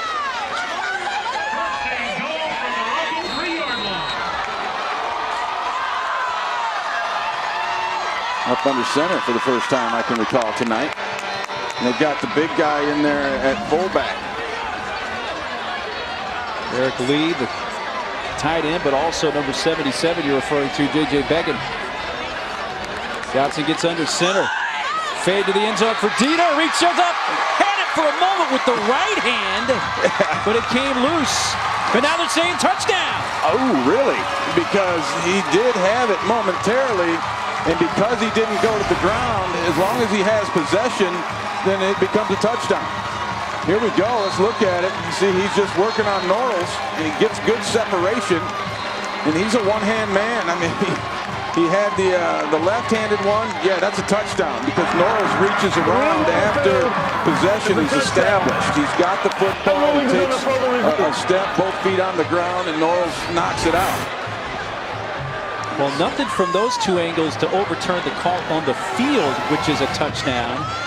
But I'm not convinced. You don't know that he had it long enough? Yeah. That is the issue. Now, because he did not go to the ground, then that we don't have to worry about him finishing in the process, so to speak, and handing the ball to the official.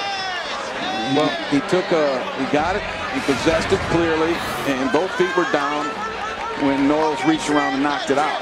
This is it's a tight one. You're absolutely right. This angle might help us. Yeah, that's 2-3 steps. Okay, that's a touchdown. Now I'm convinced. That's the angle that proved it to me. Now, the call should be confirmed for what we saw on the previous angle.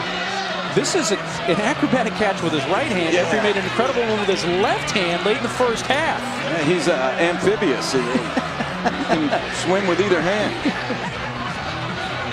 I prefer ambidextrous, but, you know, I like amphibious too. Maybe somebody who likes lizards and things along those lines. Well, like I said, he can swim with either hand. He sure can't catch with either hand. He's demonstrated that.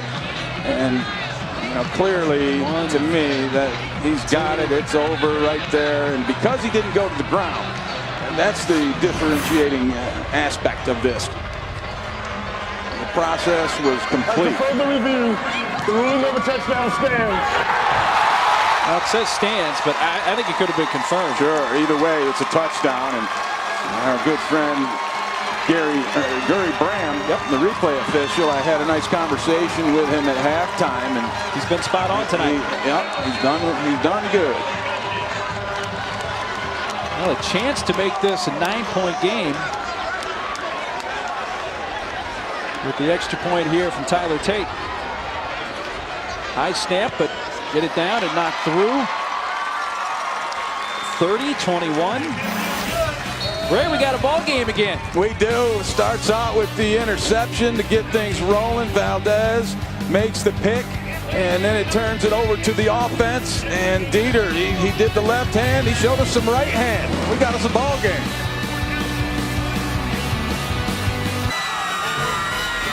The next college football playoff top 25 ranking show presented by Goodyear tonight from the United Center in Chicago. It's your chance to see the top 4 and the rest of the rankings revealed live. Join Reese and the guys 9:30 Eastern on ESPN in between the Champions Classic games. It's also streaming live on Watch ESPN. Dieter, couple of touchdowns. He's been the top receiver on this field tonight. 8 grabs, 62 yards, and 2 spectacular touchdown grabs. It will not be brought out. Well, we mentioned you just saw a few minutes ago the catch with the right hand, but before the end of the first half, he had one with the left hand that was reviewed. That a call on the field was incomplete, that he had not brought it down in bounds, but replay overruled that, called it a touchdown, and then this one was called a touchdown on the field, and the call stood. Yeah, and it gives Matt Johnson a large margin for error when a guy can go up and just grab it with one hand. Well, key tonight, Ray, 5 red zone trips for Toledo, 2 touchdowns, 3 red zone trips for Bowling Green, all 3 resulted in touchdowns. Yes, and Toledo came in, one of the top teams in the country in red zone defense. But Bowling Green's been able to get it in on him. Ely looking to throw on first down, throws underneath and a little off target to Kareem Hunt. Second down. He babied that throw, and sometimes you'll see guys do that when it's a short little throw. They pull the string, they take a little too much off of it, try to aim it, and totally miss it. He doesn't baby many though. No, that's the thing. He's a fastballer.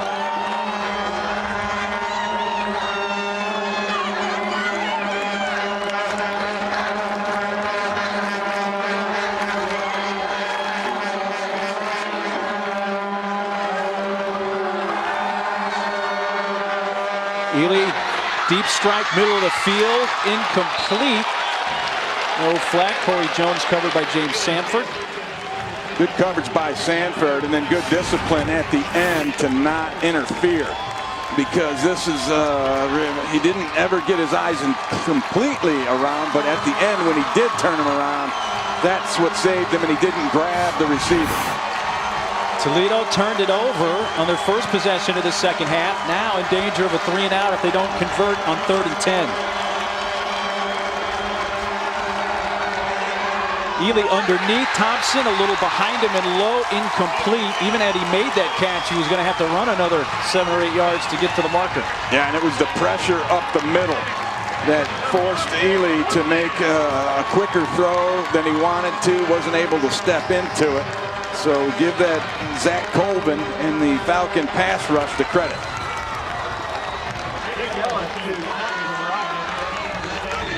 First punt of the night for Toledo, and their junior from Pickerington, Ohio, Nick Ellis, averaging 39 yards per punt this season. They'll bring back at the 35 of the Falcons. Fair catch called for and taken at the 38. A 37-yard punt for Nick Ellis with no return. Well, let's see if that heated up Bowling Green offense can continue.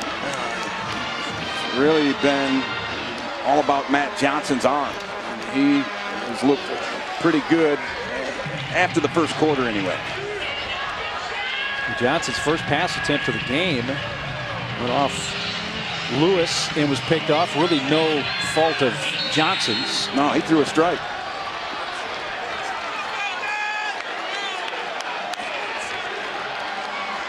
Getting at their own 38. Late fake. Johnson lost the football. There goes. Heading towards the end zone inside the 10. Covington, or is that Orion Jones? That's Jones. It was Covington who made the hit in the sack and forced that fumble. So given right back to Toledo. See Johnson, he's getting grabbed at from behind. That's Covington who made that hit and then stripped the football. And the guys don't know where it is. They don't realize the thing was out. Kicked it around, but Jones saw it and he scooped it up and took off. He bounced. 6'2", 285-pounder out of Jinx High School in the Tulsa area. Bowling Green late getting their defense on. Let's see if they get the call and get set. 1st and goal from the 8. In motion, Jones handed off. Hunt swarmed under about the 7. Pretty nice play there by the linebacker Trenton Green, who he had it eyeballed right from the beginning. He's the leading tackler for Bowling Green. That was his 9th hit of the night.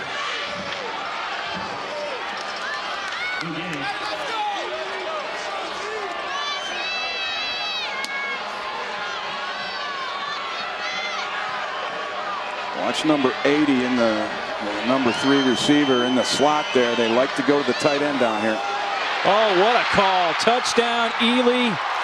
Fake the handoff to Hunt. Everybody bit easily into the end zone. Touchdown. There's a late flag that comes in as part of the celebration. It appeared back at the 10, but it's an 8-yard touchdown run for Ely. Great call. Ely is not known for running the football. Just 17 carries all season coming into this. And that's his first trip into the end zone on his feet. And he fooled the corner, Clint Stevens.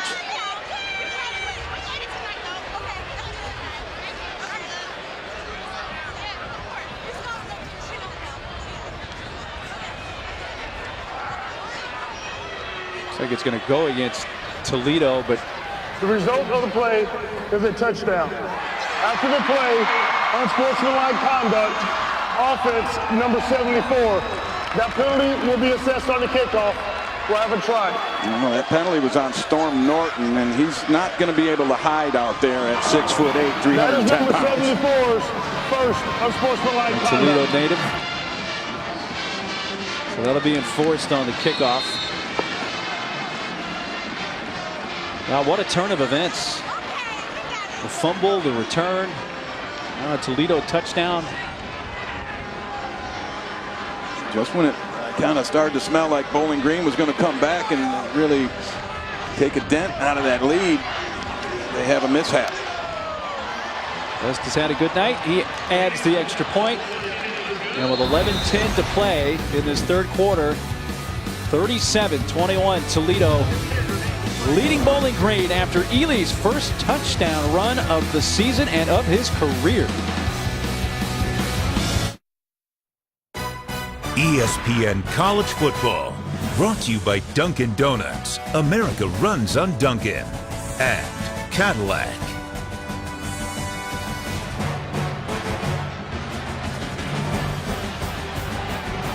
Now the Battle of I-75 trophy has always been held by Toledo because that trophy's only been around since 2011. And Toledo's trying to win in this series for the 6th straight year. They're up 37-21 after Ely's touchdown run.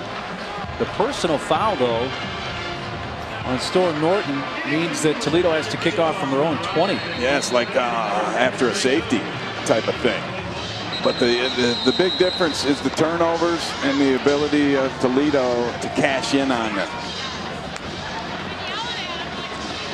Scott Miller and Hervé Kobe back at their own 20 to receive this kick. And that wind is picked up a little bit and it's blowing into the face of that football.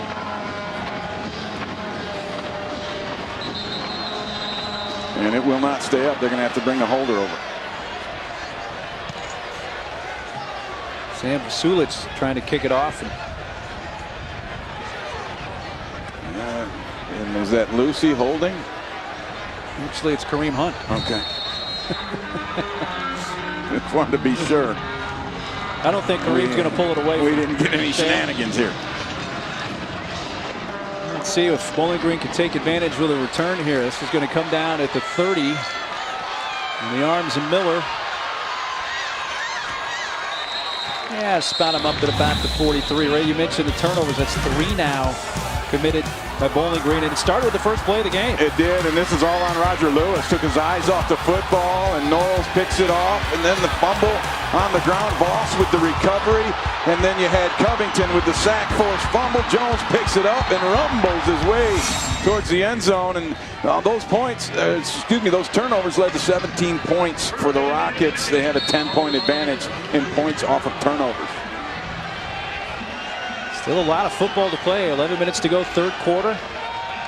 Johnson finds Dieter here on the near side. He uses a stiff arm to get across midfield. Stiff arm. Right to the face mask of Trayvon Mathis. Kind of like that one. It's amazing to me, though, they let offensive players get away with, blows to the face on plays like that. A defensive guy does that, probably get a flag. There is such a thing as a face mask on an offensive player. Right. You don't see it a whole lot. Johnson in a crowd, taking a shot, double coverage towards the end zone, off his hands, incomplete. A chance. Almost. Scott Miller nearly pulled that in. Yeah, and this ball kept going, and it had the wind behind it. And I think all of them thought the ball was not going to go that far. They all stopped a little bit to try and gather under it, and it just kept floating on them with that wind behind it, and that is as close as you can get. Miller wanted to hit the left hand, the right hand. Couldn't corral it. Straight ahead. Reed held up and some extra pushing and shoving there as the whistle blows. No gain. Yeah, you're right about the extra pushing and shoving. I'm actually happily surprised that we haven't seen a whole lot of chippiness. 4th down and 2. Because we almost had 2 fights break out in pregame warm-ups. Going to go for it here on 4th and 2 from just on the Toledo side of midfield. And I think this is a good decision by Dino Babers. Johnson looking. He's going to just take off and slide in safely for a 1st down at the 45. And that's one thing that Toledo did not anticipate they'd have to deal with, and that's the running quarterback. But Matt Johnson has done a great job of taking it when it's there thus far tonight. That's the 7th time he's run the football for 21 yards. Dieter wrapped up in the open field that time by Trayvon Mathis. Didn't give Dieter a chance to give him that stiff arm that time. It's a gain of 4. You see Bowling Green there in a hurry now. And Johnson, when he's under center, usually throws a quick screen. And he'll check out of it.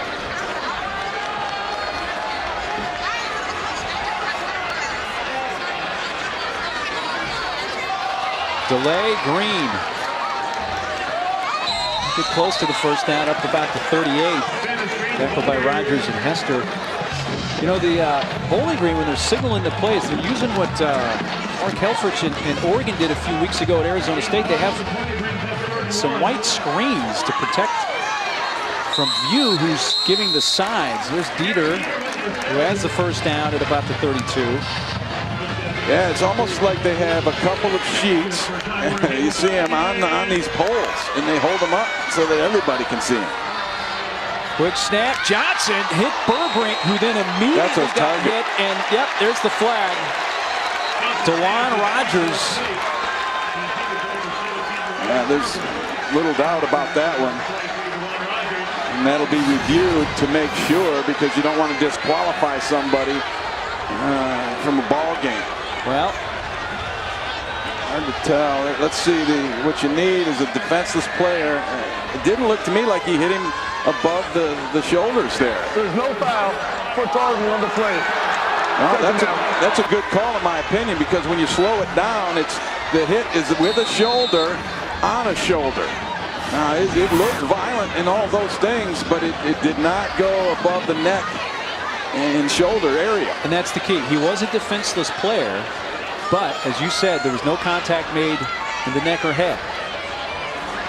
So they picked up the flag, and now on 2nd down, Johnson throws a strike to the 20, and there's a catch for Lewis and a 1st down to the 16, covered by Cheatham Norris.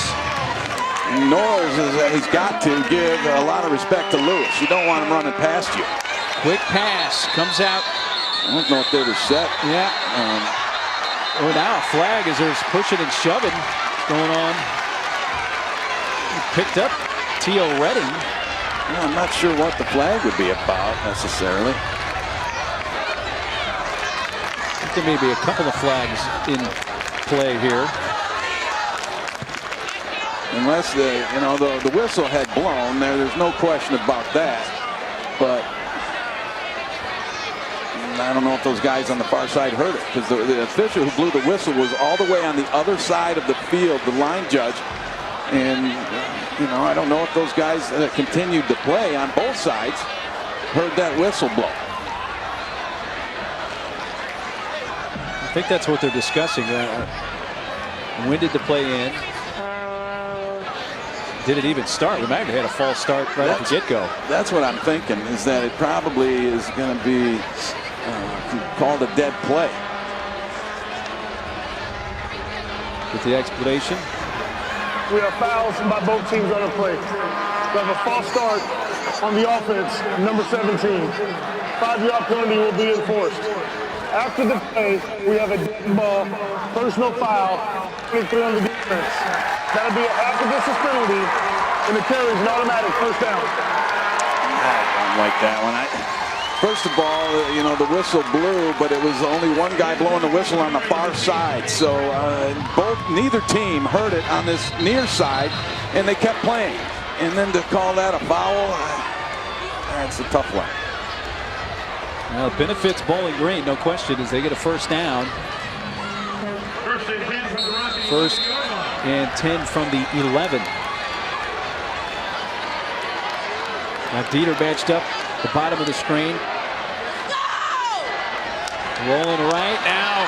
Johnson makes a move, throws in the end zone. Dieter, touchdown. Both hands this time. How about Johnson? Created a little space and time and throws the touchdown pass. He's a lot more elusive than people give him credit for, including myself. Didn't see a lot of it on film coming into this one, but he makes a really nice move. Watch him shake this guy on the edge. That's Voss, who generally, when he gets you in the sights, it's over. And then he has the wherewithal to look back and throw a strike into the two hands of Garrett Dieter. Well, for Dieter, it's a career-high 12th catch and his career-high 3rd touchdown in this game. 37-28 with 8:03 to play. Let's check in with the studio and Chris Cotter. All right, Mark, update on what's going on over on ESPN Hoops. The Champions Classic Game 1, and freshman Isaiah Briscoe here for Kentucky starts the break. Marcus Lee finishes. It's a 6-point Cats lead right now at the break over on ESPN. Meanwhile, following our game right here on ESPN2, it's All-American Melo Trimble and the Maryland Terrapins taking on their rivals from the D.C. Baltimore area, Georgetown. That's all coming up next on ESPN2, guys. Hey, Chris, thanks. Just over 8 minutes to go in this 3rd quarter. Bowling Green hanging in here, Ray. Big score for them. Dieter, boy, has he really come alive. Got that touchdown late in the 2nd quarter. A couple of more touchdown catches here in the 3rd quarter. Hey, he's got 12 grabs, 89 yards, and those 3 touchdowns you talked about. His longest reception of the game is 12 yards.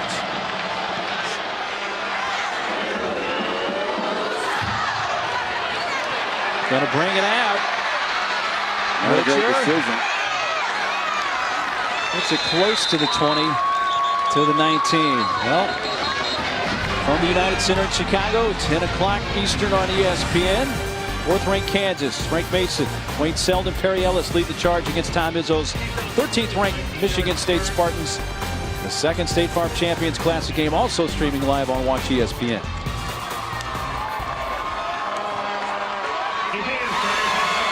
Battle of I-75, Bowling Green and Toledo, a rivalry dating back to the 40s.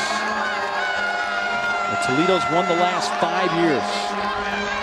Ely has hit on just one of his last 5 passes. Let's see if you can get it going in the air. You don't need to. Oh, that's a nice hit. Oh, Swanson hit by Trenton Green.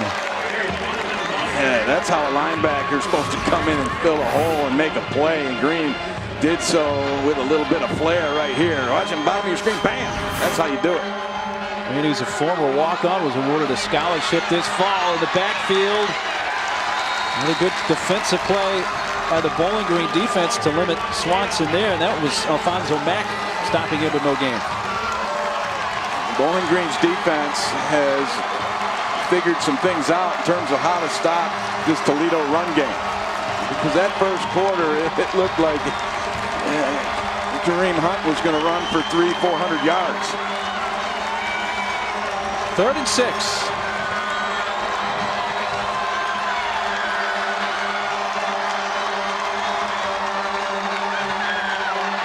Ely, sack back at the 11.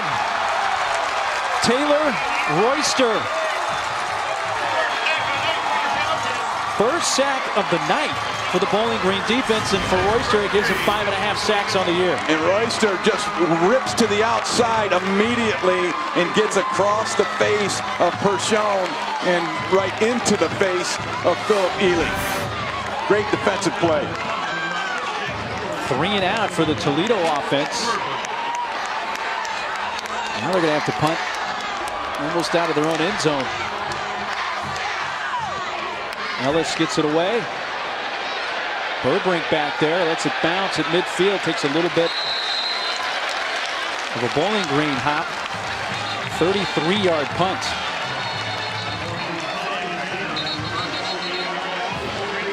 A very good starting field position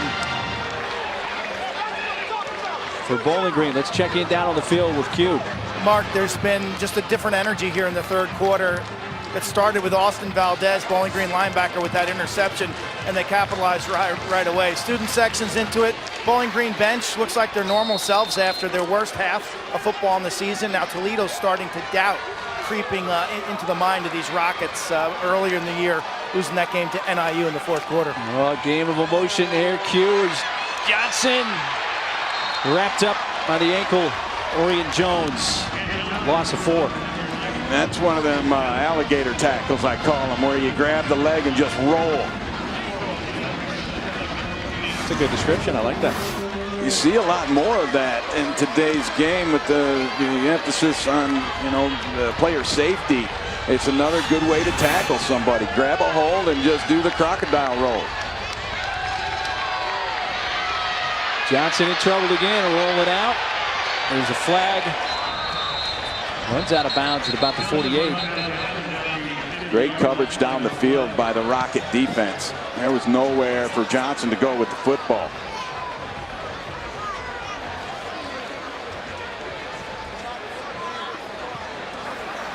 Personal foul. Offense, number 53, face mask. 15-yard penalty.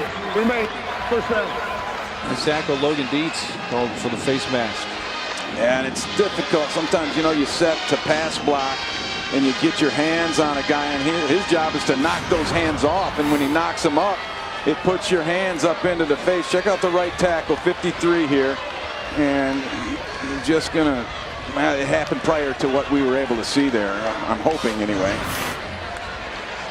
But those hands will get up there around that face mask, and offensive linemen have a tendency to grab things, believe it or not. Really? I know from experience, dude. The penalty pushes him back. So they're on 33, where it's second down and 29. Or ever. Wow, the line to gain is the 38 of Toledo.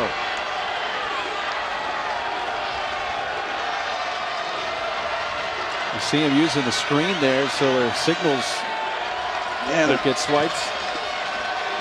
It's pretty interesting to me, the things people come up with to try to disguise their signals. Johnson, screen, more hit, bounces off that hit. Able to get another 5 or 6 yards after that initial contact. He's up to the 41, brought down by Chase Murdoch.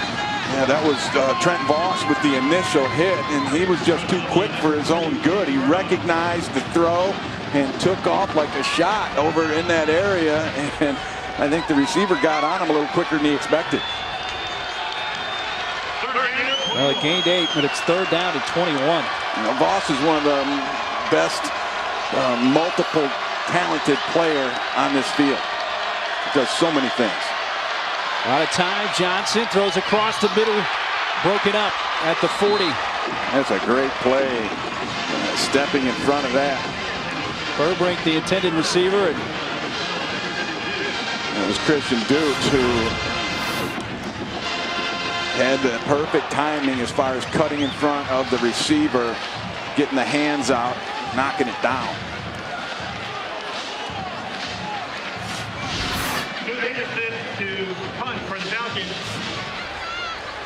I've never seen more shifts by a punt unit than what Bowling Green's doing, and I'm not sure what they're trying to gain out of it. Davidson looks for the rugby punt, and it's a low line drive. It's taking a Bowling Green bounce. Looks like it was touched at about the 23. Yeah, the official threw the beanbag up in that general vicinity, and he got a pretty good spot on it. Timeout, 4:15 to play, third quarter. 37-28, Toledo leading Bowling Green.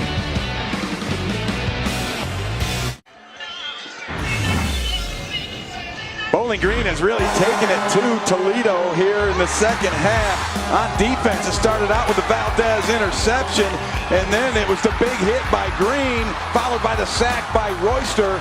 And Bowling Green has held Toledo to 1 total yard this half after the Rockets rolled up 298 in the first half.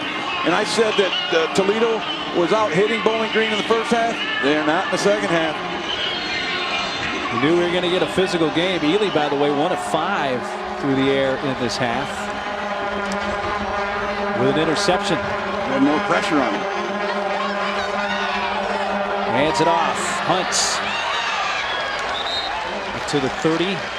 Gains close to 8 on first down. So rarely does he go down with first contact. And he's so quick laterally. I mean, he jumped a jump stop and went 5 yards the other direction. Hunt be very close to the first down. You saw Hunt and Toledo in the GoDaddy Bowl. He had 271 yards in that game against Arkansas State, which they won. Yeah, that was just an amazing performance, similar to what he had the 265 when they played Bowling Green last season. And he looks like he's in that kind of form, but he hasn't been getting a whole lot of carries here in the second half. If I'm Matt Campbell, I'm going to remedy that. Third and a short yard. Thompson in motion. Remedied Hunt. First down, got enough by about a yard.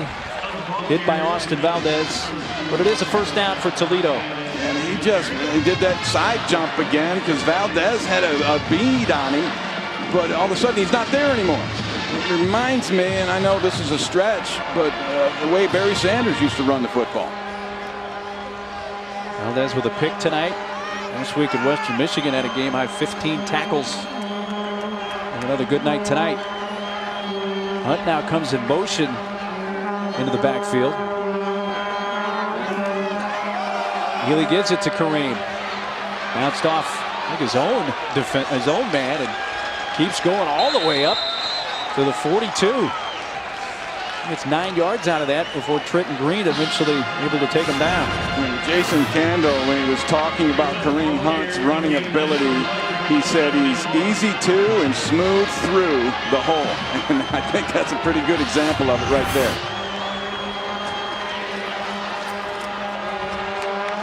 Healy looks to the sideline.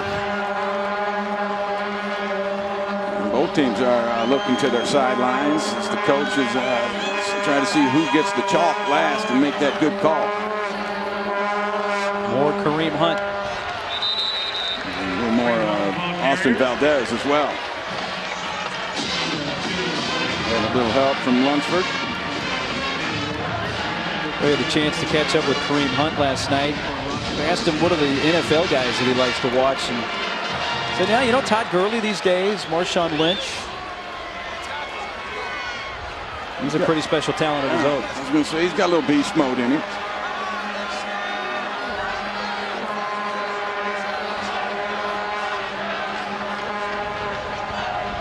I think Toledo's doing the smart thing and giving the ball back to Kareem Hunt and let him carry you on his shoulders.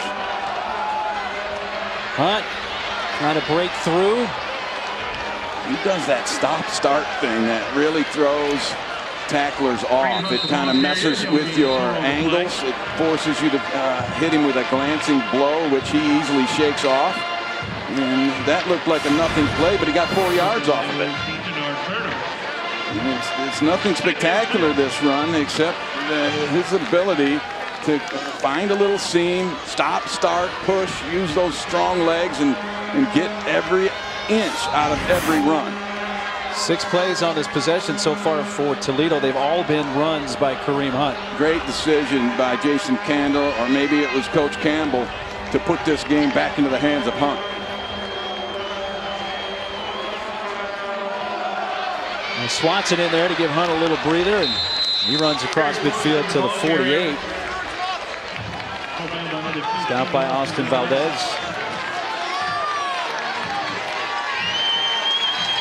Valdez, along with Green, lead this team in tackles. 10 for Valdez, Green with 9. Well, Toledo doesn't have to run a play. They can let the clock run out. Yeah, and they're going to do that.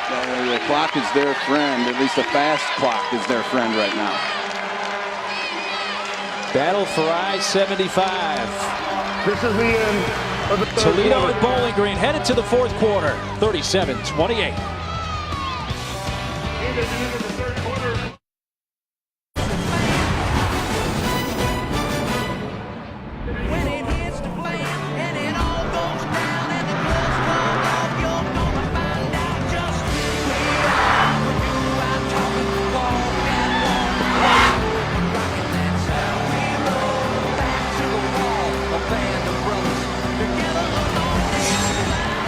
Toledo jumped out to the 20-0 lead, but it's a 9-point game favoring the Rockets as we enter the fourth quarter.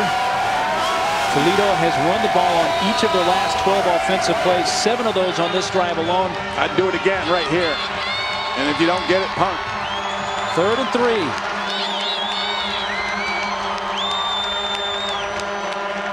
In motion, Jones. Swanson. Second effort, May. He's about a half yard short or so. And I still punt. I don't go for this in this field position. They're going to hurry up on him and see if they can catch Bowling Green. I'm not ready. 4th and 1. They are going for it. Hand it off. Swanson Didn't get it. did not. I don't like it. I told you before the snap, you punt that football.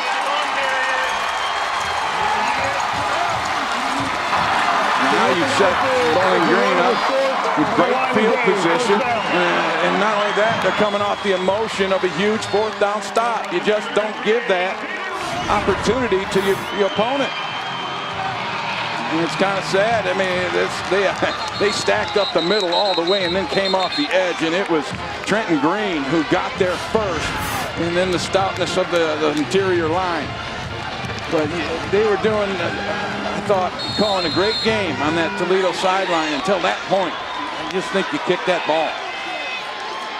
Play fake. Johnson taking a shot. Leaping attempt. Incomplete. Off the hands of Lewis at the 25. Or Rhodes, that is. Robbie Rhodes. That was a dangerous throw. Johnson tried to fit it in between the corner and the safety over the top. And he's fortunate that that tip by Rhodes wasn't picked off. Johnson going deep again, this time for Lewis, but he was out of bounds anyway at the 10. And the hat never came off the official. I thought Lewis had stepped out of bounds somewhere around the 15.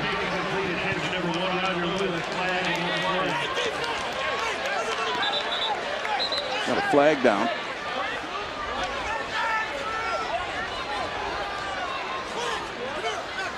This game for Toledo, they're going to have a chance to make it to the MAC title game, set up a rematch for Bowling Green. They need to win this game, and next week you need Northern Illinois to lose at least once. All right, Northern Illinois with Western Michigan at home tomorrow, and then they finish with Ohio. Substitution, defense, 12 on the field, 5-yard penalty, remains 2nd down. And an extra guy on the field. Yeah, and when we spoke with Toledo's defensive coordinator, John Haycock, he said, and you see number 30 right there trying to get off the field.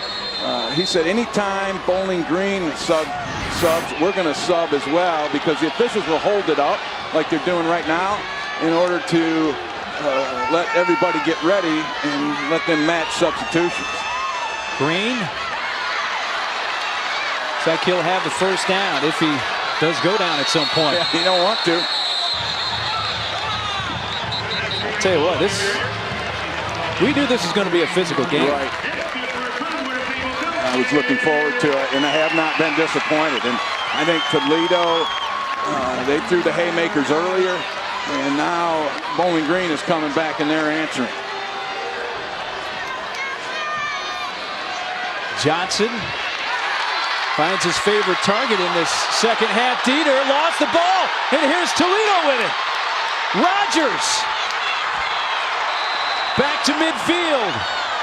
The 4th Bowling Green turnover. Another takeaway. And Dieters just did not secure the football. And Toledo goes after the football. When they tackle you, they're trying to knock it out. And that's exactly what happened. And it was the hammer coming from behind by Roland Milligan. A huge play by Milligan. He pops it out. And it bounces right into the hands of another Rocket defender, Rogers. Unsportsmanlike conduct, intercepting team, number 40. 15-yard penalty, remains 1st down. This is number 40's first unsportsmanlike conduct foul. It's on Chase Murdoch, so it's going to mark the ball back into Toledo territory. You know, and that's a tough break because for Bowling Green, they were moving it, and that was a really nice accurate throw, and the timing was perfect to Dieters. And then that's what Sean Lewis, the offensive coordinator of the Bowling Green Falcons, told us. Nobody can cover timing and accuracy. And they didn't cover. But what they did was they had Milligan knock the ball loose, and they came up with it.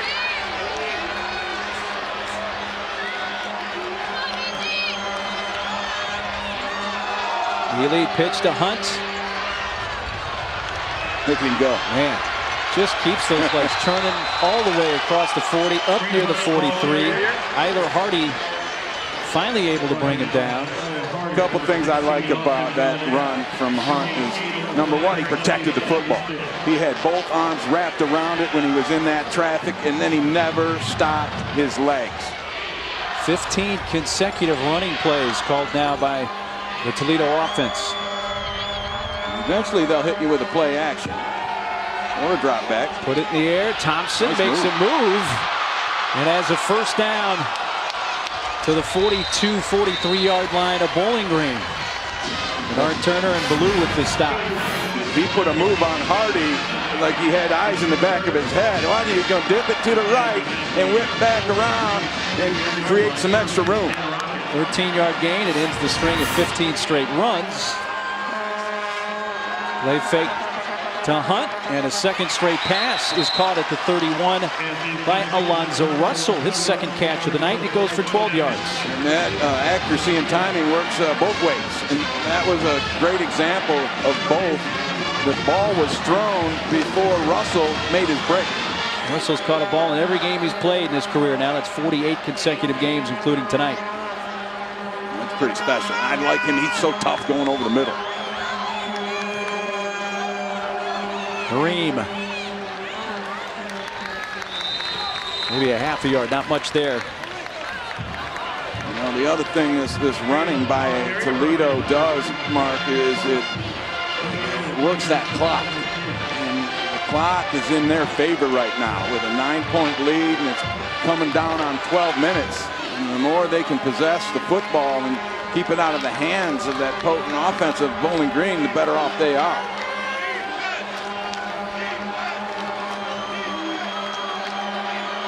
Toledo with almost a 4-minute advantage in time of possession right now. Hunt. Again, well played by the Bowling Green defense. The ball came out late, but it was down. Yeah, that official came in with the tomahawk chop, saying that the ball was down on the ground. The run was down prior to the ball coming loose. They're not quite in what I would call field goal position for them. Best, their kicker, has a long of 44 this year. Would have had the wind behind him, but yeah, not in his range as of yet. Now the officials stop it. Prior to Bowling Green's timeout, the ruling on the field, the runner being down, is under further review. Bowling Green obviously wants this play looked at because they were about to use their own timeout. They want to see if that ball did pop out from Kareem Hunt. We'll take some looks at it ourselves. Puts that feet in the ground as the shuffle step inside. He's going down. Do not see yet where the ball. Did the wrist? It's rolling around. It comes out. All right, he's got possession. The knee is down right there. Now the bad thing for Toledo and Hunt is that he hobbled off the field after he got up out of that pile. Yeah, I'm still not sure if he was down, if the knee was down before the ball came out, or yeah, this angle might help. It's the other side of the view. Too many bodies there. Obscured, and so the call on the field was that he was down. And if there's not indisputable video evidence to the contrary, then that call will stand. I have not seen indisputable video evidence as of yet. 27 carries for Hunt, 152 yards, a couple of TDs. This would be, I think, your best look or opportunity After to say it was review, changed. the ruling on the field stands.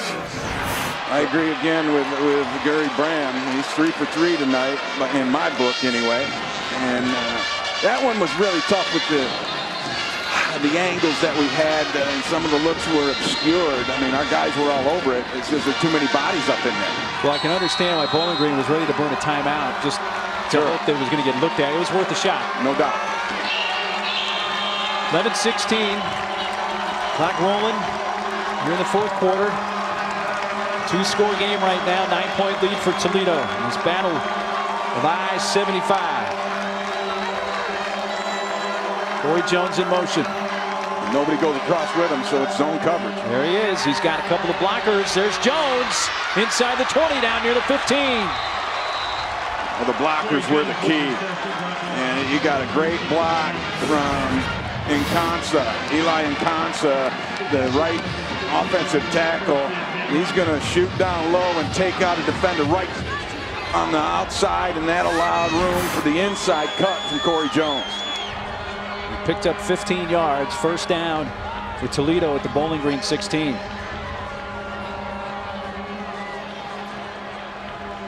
Now they're in the red zone, which really is where Toledo kind of bogged down. 6 trips to the red zone, 3 TDs, 3 field goals. Swanson stopped by Valdez for a little. And Swanson's a pretty good back himself, a sophomore who's gotten, with Kareem Hunt being suspended a couple of games this year and out a couple more for injury. Hunt, this is only his 7th game.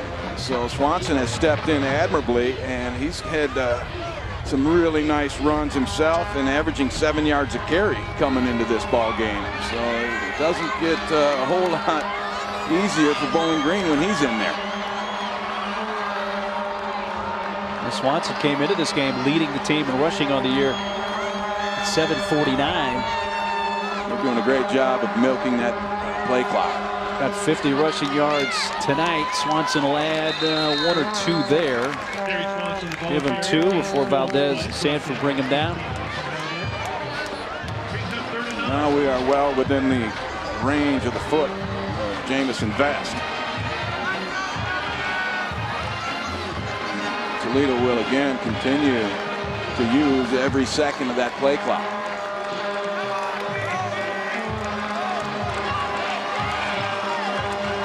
One on the sideline.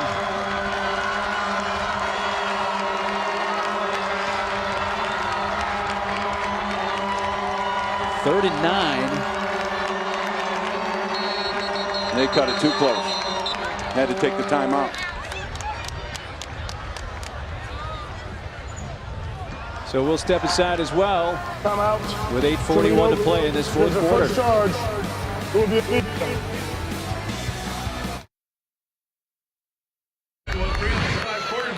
Well, there's more than just this rivalry on the line tonight for the battle of I-75.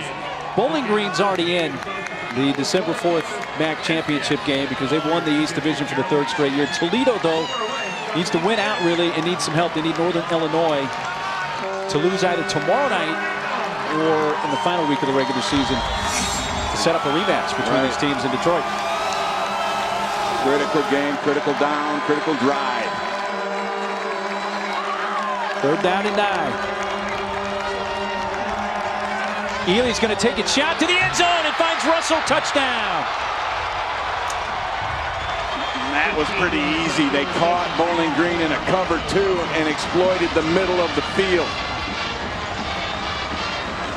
Bowling Green's been sitting in that zone, which is much stronger against the run, protecting themselves against that run, but you don't have anybody take the middle of the field. Now, when you're in cover 2, generally it's a middle linebacker that has to carry that thing into the middle because those safeties are split. And it was just great execution by Toledo, and I believe a mistake in the coverage by Bowling Green. 5th touchdown catch of the season with a 6'4" senior from Washington, D.C. They take advantage of the turnover. Remember the fumble by the receiver Dieter. 24 points off of turnovers. Well, the next college football playoff top 25 ranking show presented by Goodyear. Tonight from the United Center in Chicago, your chance to see the top 4. The rest of the rankings revealed live. Join Reese and the guys coming up shortly, 9:30 Eastern on ESPN, in between the Champions Classic games. Also streaming live on Watch ESPN.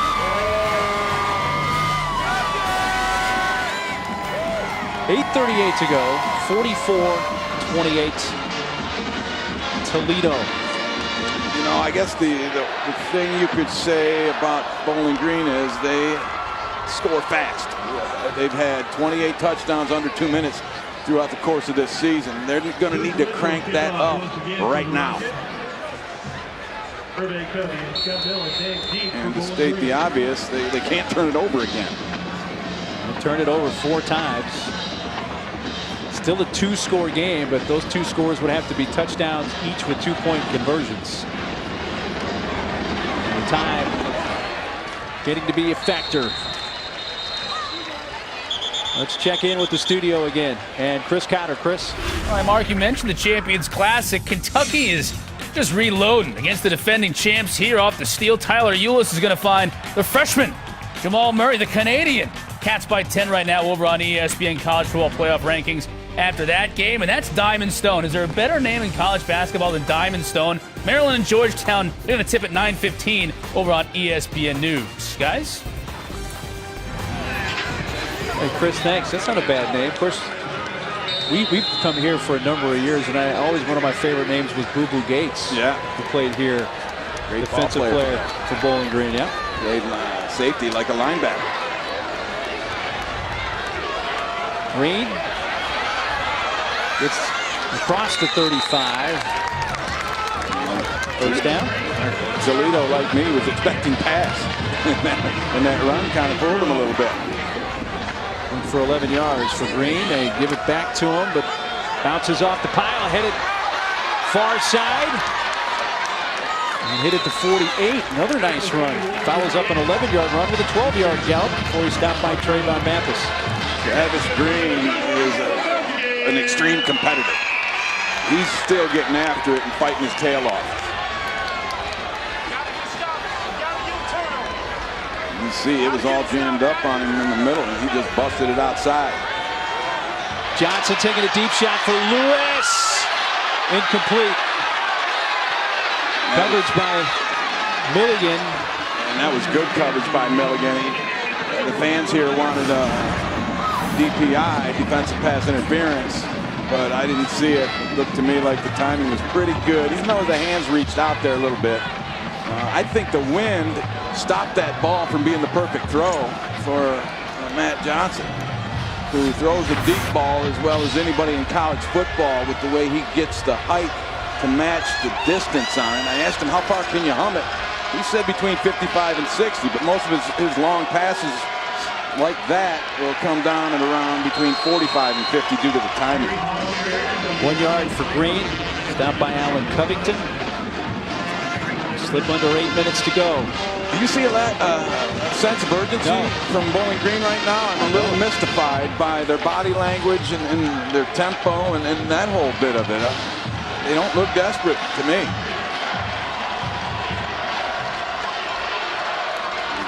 They changed personnel, brought in subs, so it gives Toledo an opportunity to do so, and they do. And Toledo takes the timeout. Well, Toledo will have 1 left. Yeah, they did not get the players in and have the call. So Toledo, that was a great. There's a second charge. It'll be 30 seconds. Correction. Great decision. That'll be immediate. Timeout. So 7:25 to go, 4th quarter. We'll be back after this short timeout. ESPN College Football, brought to you by Jimmy John's Freaky Fast Sandwiches. Battle of I-75. Who will take the trophy? Toledo's trying to do it for a 6th straight year. They're up 44-28. 7:25 to play 4th quarter. 39 for Bowling Green from their own 49. Yeah, those numbers. Bowling Green averages 83 plays a game. Toledo 72. Johnson fires to the near side, a little underthrown, but the catch made by Burbrink, and that is enough by a couple of yards for the first down. Great adjustment by Burbrink, and then lays out, makes a big grab. Gain of 11, right back to the line, go the Falcons. Johnson throws to Lewis, and they're going to stop the play. The center judge just about ran into Johnson trying to get out of the way after spotting the ball. Prior to the officials being ready to officiate the play, therefore still be first down. Yeah, they want to go so fast that sometimes they go too fast. You got to let that official get out of the way there before you snap the football. So I think it's a good call to just make it fair. So no play. It is first down from the 40. Johnson running out of time. Covington coming after him. There's a flag. And Johnson will run for a couple of yards, but flag in the backfield. Well, you see it so often, Mark, when a quarterback starts scrambling around and the offensive line isn't aware of it. And so the guy starts to leave. Offense, number 68. 10-yard penalty remains first down. And they grab on, which is exactly what Ryan Hunter did.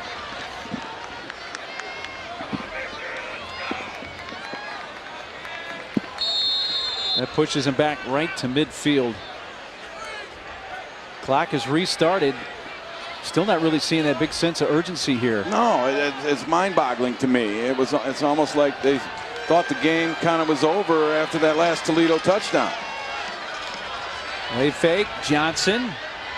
High. Lewis. Incomplete.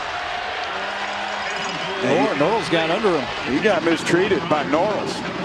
And then, you know, you got to give Cheatham Norrells a lot of credit because Roger Lewis came into this game with 14 touchdown grabs, averaging 19 per catch with 1,300 yards, and he has been negated.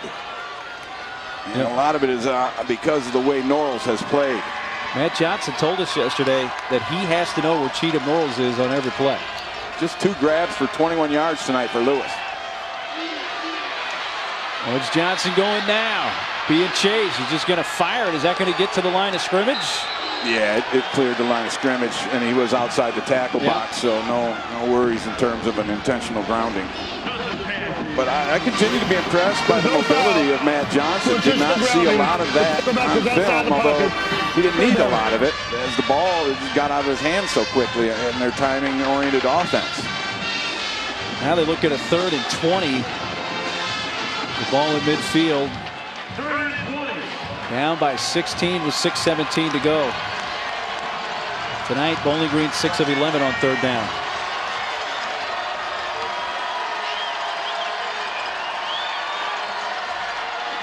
Johnson across the middle to Lewis. Norrell's chasing him. Gets to the 39, so they're going to be about 9 yards shy of the first down. At this point, Ray. Oh, you have to go for it. No question about it. In this situation, under 6 minutes left in the ball game now, down 16 points. You're in your opponent's territory. You have to go, and they're going to talk about it too. They got to dial up their best play. Falcons use their first timeout. 5:51 to go in this battle of I-75. An important play coming up for Bowling Green.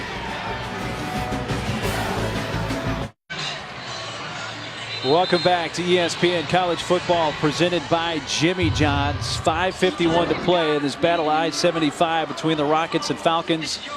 4th and 9 upcoming for Bowling Green. And Ray, if they don't convert here, the game's not over, but it's pretty close to being over. Yeah, this is a big play in a big ball game. And if I'm Matt Johnson, I'm going to look at the top of the screen to the guy that's been producing today, Garrick Dieter. 3 touchdown catches today for Dieter. And a career high 13 catches for 103 yards.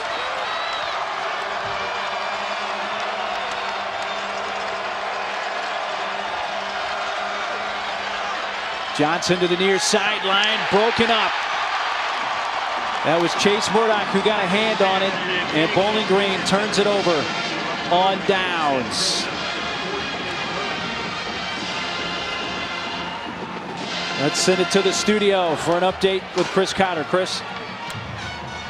Mark Ray got a programming note for you. Georgetown, Maryland, underway over on ESPN News. As soon as Toledo Bowling Green wraps, we'll move that game right here over to ESPN2. But for now, it's over on News if you want to check it out, guys.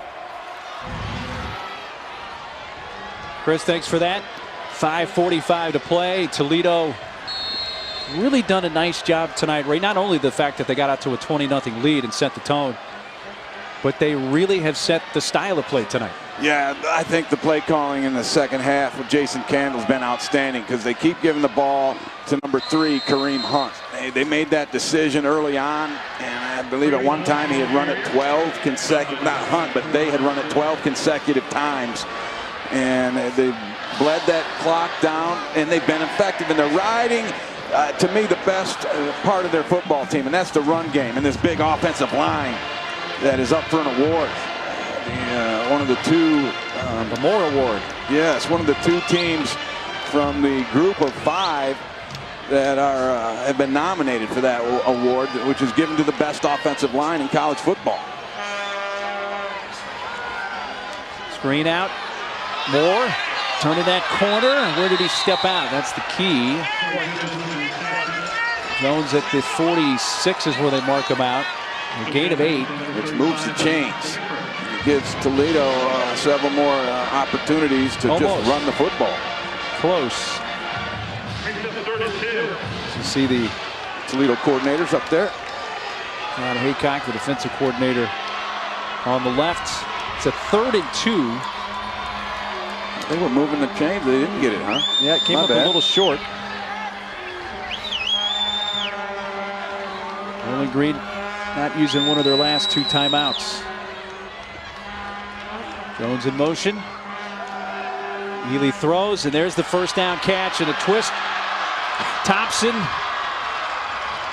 I love that little hop step move that he put out there, did Cody Thompson. And that is a safe throw and an excellent throw by Philip Ely, who has, in my opinion, played one of his better games of the year. 19-yard gain on 3rd down and 2. They have a first down at the 34 of Bowling Watch Green. that hop step that he throws out there. I don't know what that was about, but it looked good. That was a giddy, like, hey, we got the first down. And are on the doorstep of winning for a 6th consecutive year against their arch rivals. They got that number, don't they? Ely slides. Bowling Green going to have to consider using those timeouts at some point. Yeah, and my philosophy on those is the sooner the better. Because when time goes off the clock, I have never seen them put it back on. No. At least under normal circumstances.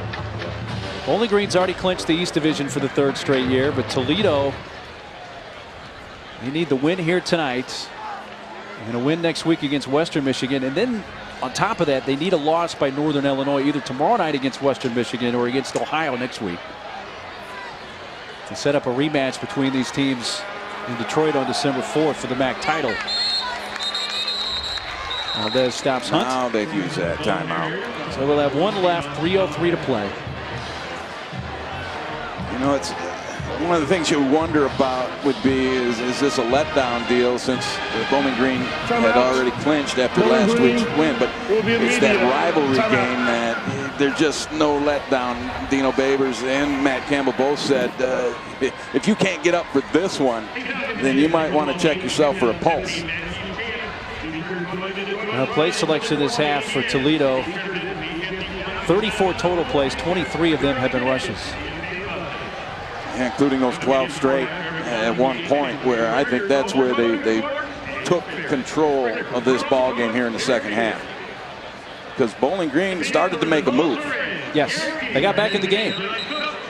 Forced that turnover of their own, capitalized on it, and looked like things were heating up for them offensively. But you got to give Coach Jim Haycock and John Haycock and their defense all the credit in the world. They have played big today. Trying to hang on to the trophy. You know, you got a Toledo team that's only lost once this year, and that was to Northern Illinois a few weeks ago. But they've beaten an SEC team, Arkansas, in Little Rock. They beat Iowa State. They've been in the top 25 at times this year, Toledo. Bowling Green, a team that has beaten a couple of Big Ten teams. One at Maryland and at Purdue earlier in the year.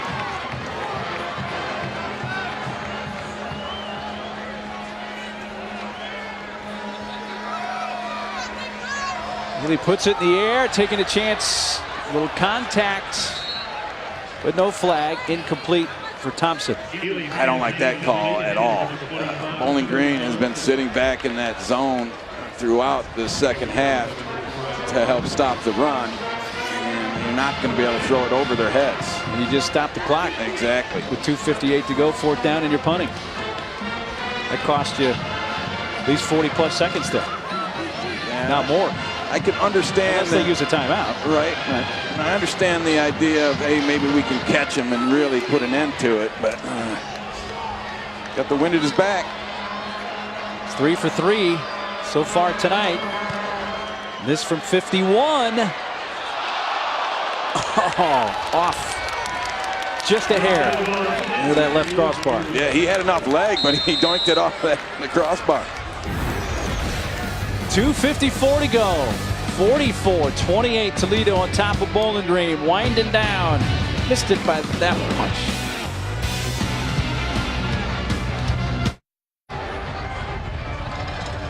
ESPN College Football presented by Jimmy John's. Under 3 minutes to go, 4th quarter from Bowling Green, Ohio. The Falcons trailing the Rockets 44-28. Well, we know how potent and how quickly the Bowling Green offense can score. And if there ever was a time for them to do so for their own benefit, this would be it. Yes, sir. I think they can afford to hand it off on this series like they did the previous. Johnson overshoots the intended receiver, Ronnie Moore. 2nd down.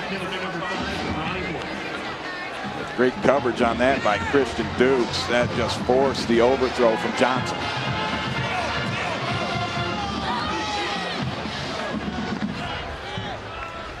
Loss for Bowling Green would be their first conference loss of the season. They've won 13 of their last 14 against East Division foes. They really cleaned up in their own division. That's for Lewis, and broken up by Norrells. Close, but he broke it up cleanly. 3rd down. Can't say enough about Cheatham Norrells and the way he has played and shut down Roger Lewis in this ball game. To be honest, that was a drop by Lewis, who dropped the first pass of the ball game, and it bounced into the hands of Norrells, and it kind of set the tone. Yes, it did. Johnson, 3rd and long, looking around, dumps it off to Green, and he's going to run for the 1st down. Still going. And lost it. Got stripped at the 35 by Murdoch, but it rolls out of bounds. What a play for Murdoch. He actually slipped and fell down and stood there like the play was over, and then realized it wasn't and took off running. Watch number 40. He's going to show up when this thing gets out to the outside to the right, and he's laying on the ground. And he's like, oh, wait a minute, it isn't over yet. And then he runs down and forces a fumble. 33-yard gain. Here's an incompletion, almost intercepted. Boss was really close to having his 2nd takeaway of the game, and Murdoch tipped that thing.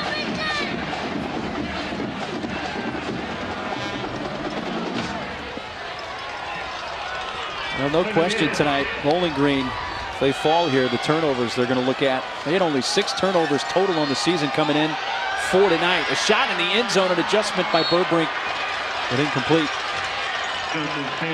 And it's so tough to make a deep ball work when the opponent is playing for it. They're waiting for it. They're expecting it. Chaz Whitaker, the safety, is back playing like the center field position and just helping out on the deep ball either way. And Burbrink has taken himself out of this ball game. I'm up limping a little bit.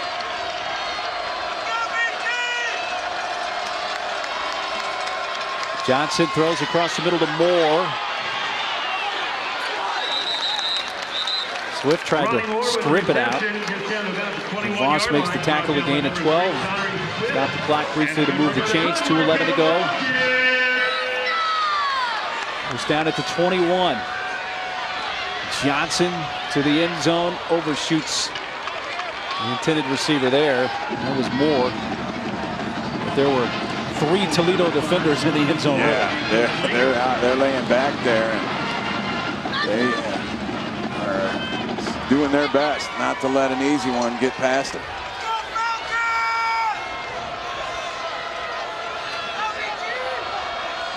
Incompletion stopped the clock with 2:03 remaining. Johnson throws a fastball. It's picked off.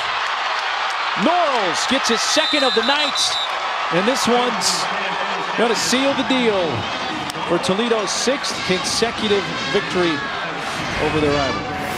And they earned it. They came in, and they were the more physical team right from the get-go, and they ball hawked it tonight. And Norrells, he was a huge part of the success for these Toledo Rockets. That's a whale of a play. That's what you call wanting it a little bit more than the other guy. 5 turnovers tonight from Bowling Green. The 2 picks, both for Norrells. 3 fumbles they lost. And again, this is a team that came in with only 6 turnovers total on the season in 10 games. It wasn't, these turnovers didn't just happen by accident. Toledo has been ripping at the ball, trying to tear it out throughout the evening. And it's paid off for them. Bowling Green's going to use their final timeout. Timeout. Bowling Green. Well, tonight after the Champions Classic, stick around for Sports Center at night. John Anderson and John Bucci-Gross have you covered in the midnight hour, followed by Neil and Nicole on the left coast. Sports Center at night tonight after Kansas, Michigan State on ESPN and streaming live on Watch ESPN. Mike Tirico, Dan Dockich standing by. They've got the Georgetown, Maryland hoops game coming up as soon as we're finished here on ESPN2. And an interesting timeout here from Dino Babers, who obviously is using it as a teaching moment. Yeah, a teachable moment here. He's telling them they're not done, and I know he's not happy with the way they've finished and competed here towards the end of this ball game.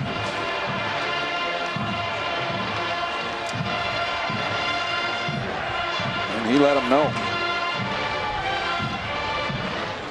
Dino Babers in his 2nd season. Playing the MAC championship game for the 3rd straight year. So Ely takes a knee. Toledo is going to improve to 9-1 overall, 6-1 in conference play. What they have left is Western Michigan next week. Ray, you and Dave Lamont will have the call tomorrow night. Northern Illinois, Western Michigan. And Western Michigan, don't count them out. Right.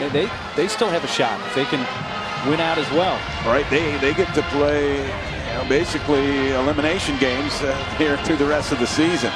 In this MAC West, Central Michigan just has 2 losses. They're in the mix as well, but the MAC is West loaded this year. Northern Illinois is trying to make it 6 consecutive trips to the MAC title game, but getting all they can handle from Western Michigan and Toledo in the race this year. And Northern Illinois' only loss was to Central Michigan in terms of MACtion. And there's the game that I'll be doing tomorrow night. Looking forward to going up there and seeing those 2 teams battle it out. You've got some different styles in terms of how they get after it, and we thought this one was a physical one. It's going to be happening up there in DeKalb tomorrow night. You need to head that way. Yeah, I'll see you all later. 8 o'clock Eastern tomorrow night. Dave Lamont and Ray will have the call. Western Michigan, Northern Illinois. The handshakes, this one's over. 6 straight years for Toledo over Bowling Green. They win it 44-28. Congratulations to Matt Campbell and the Toledo Rockets. He had his team ready to roll here today, and I thought they coached a pretty good ball game.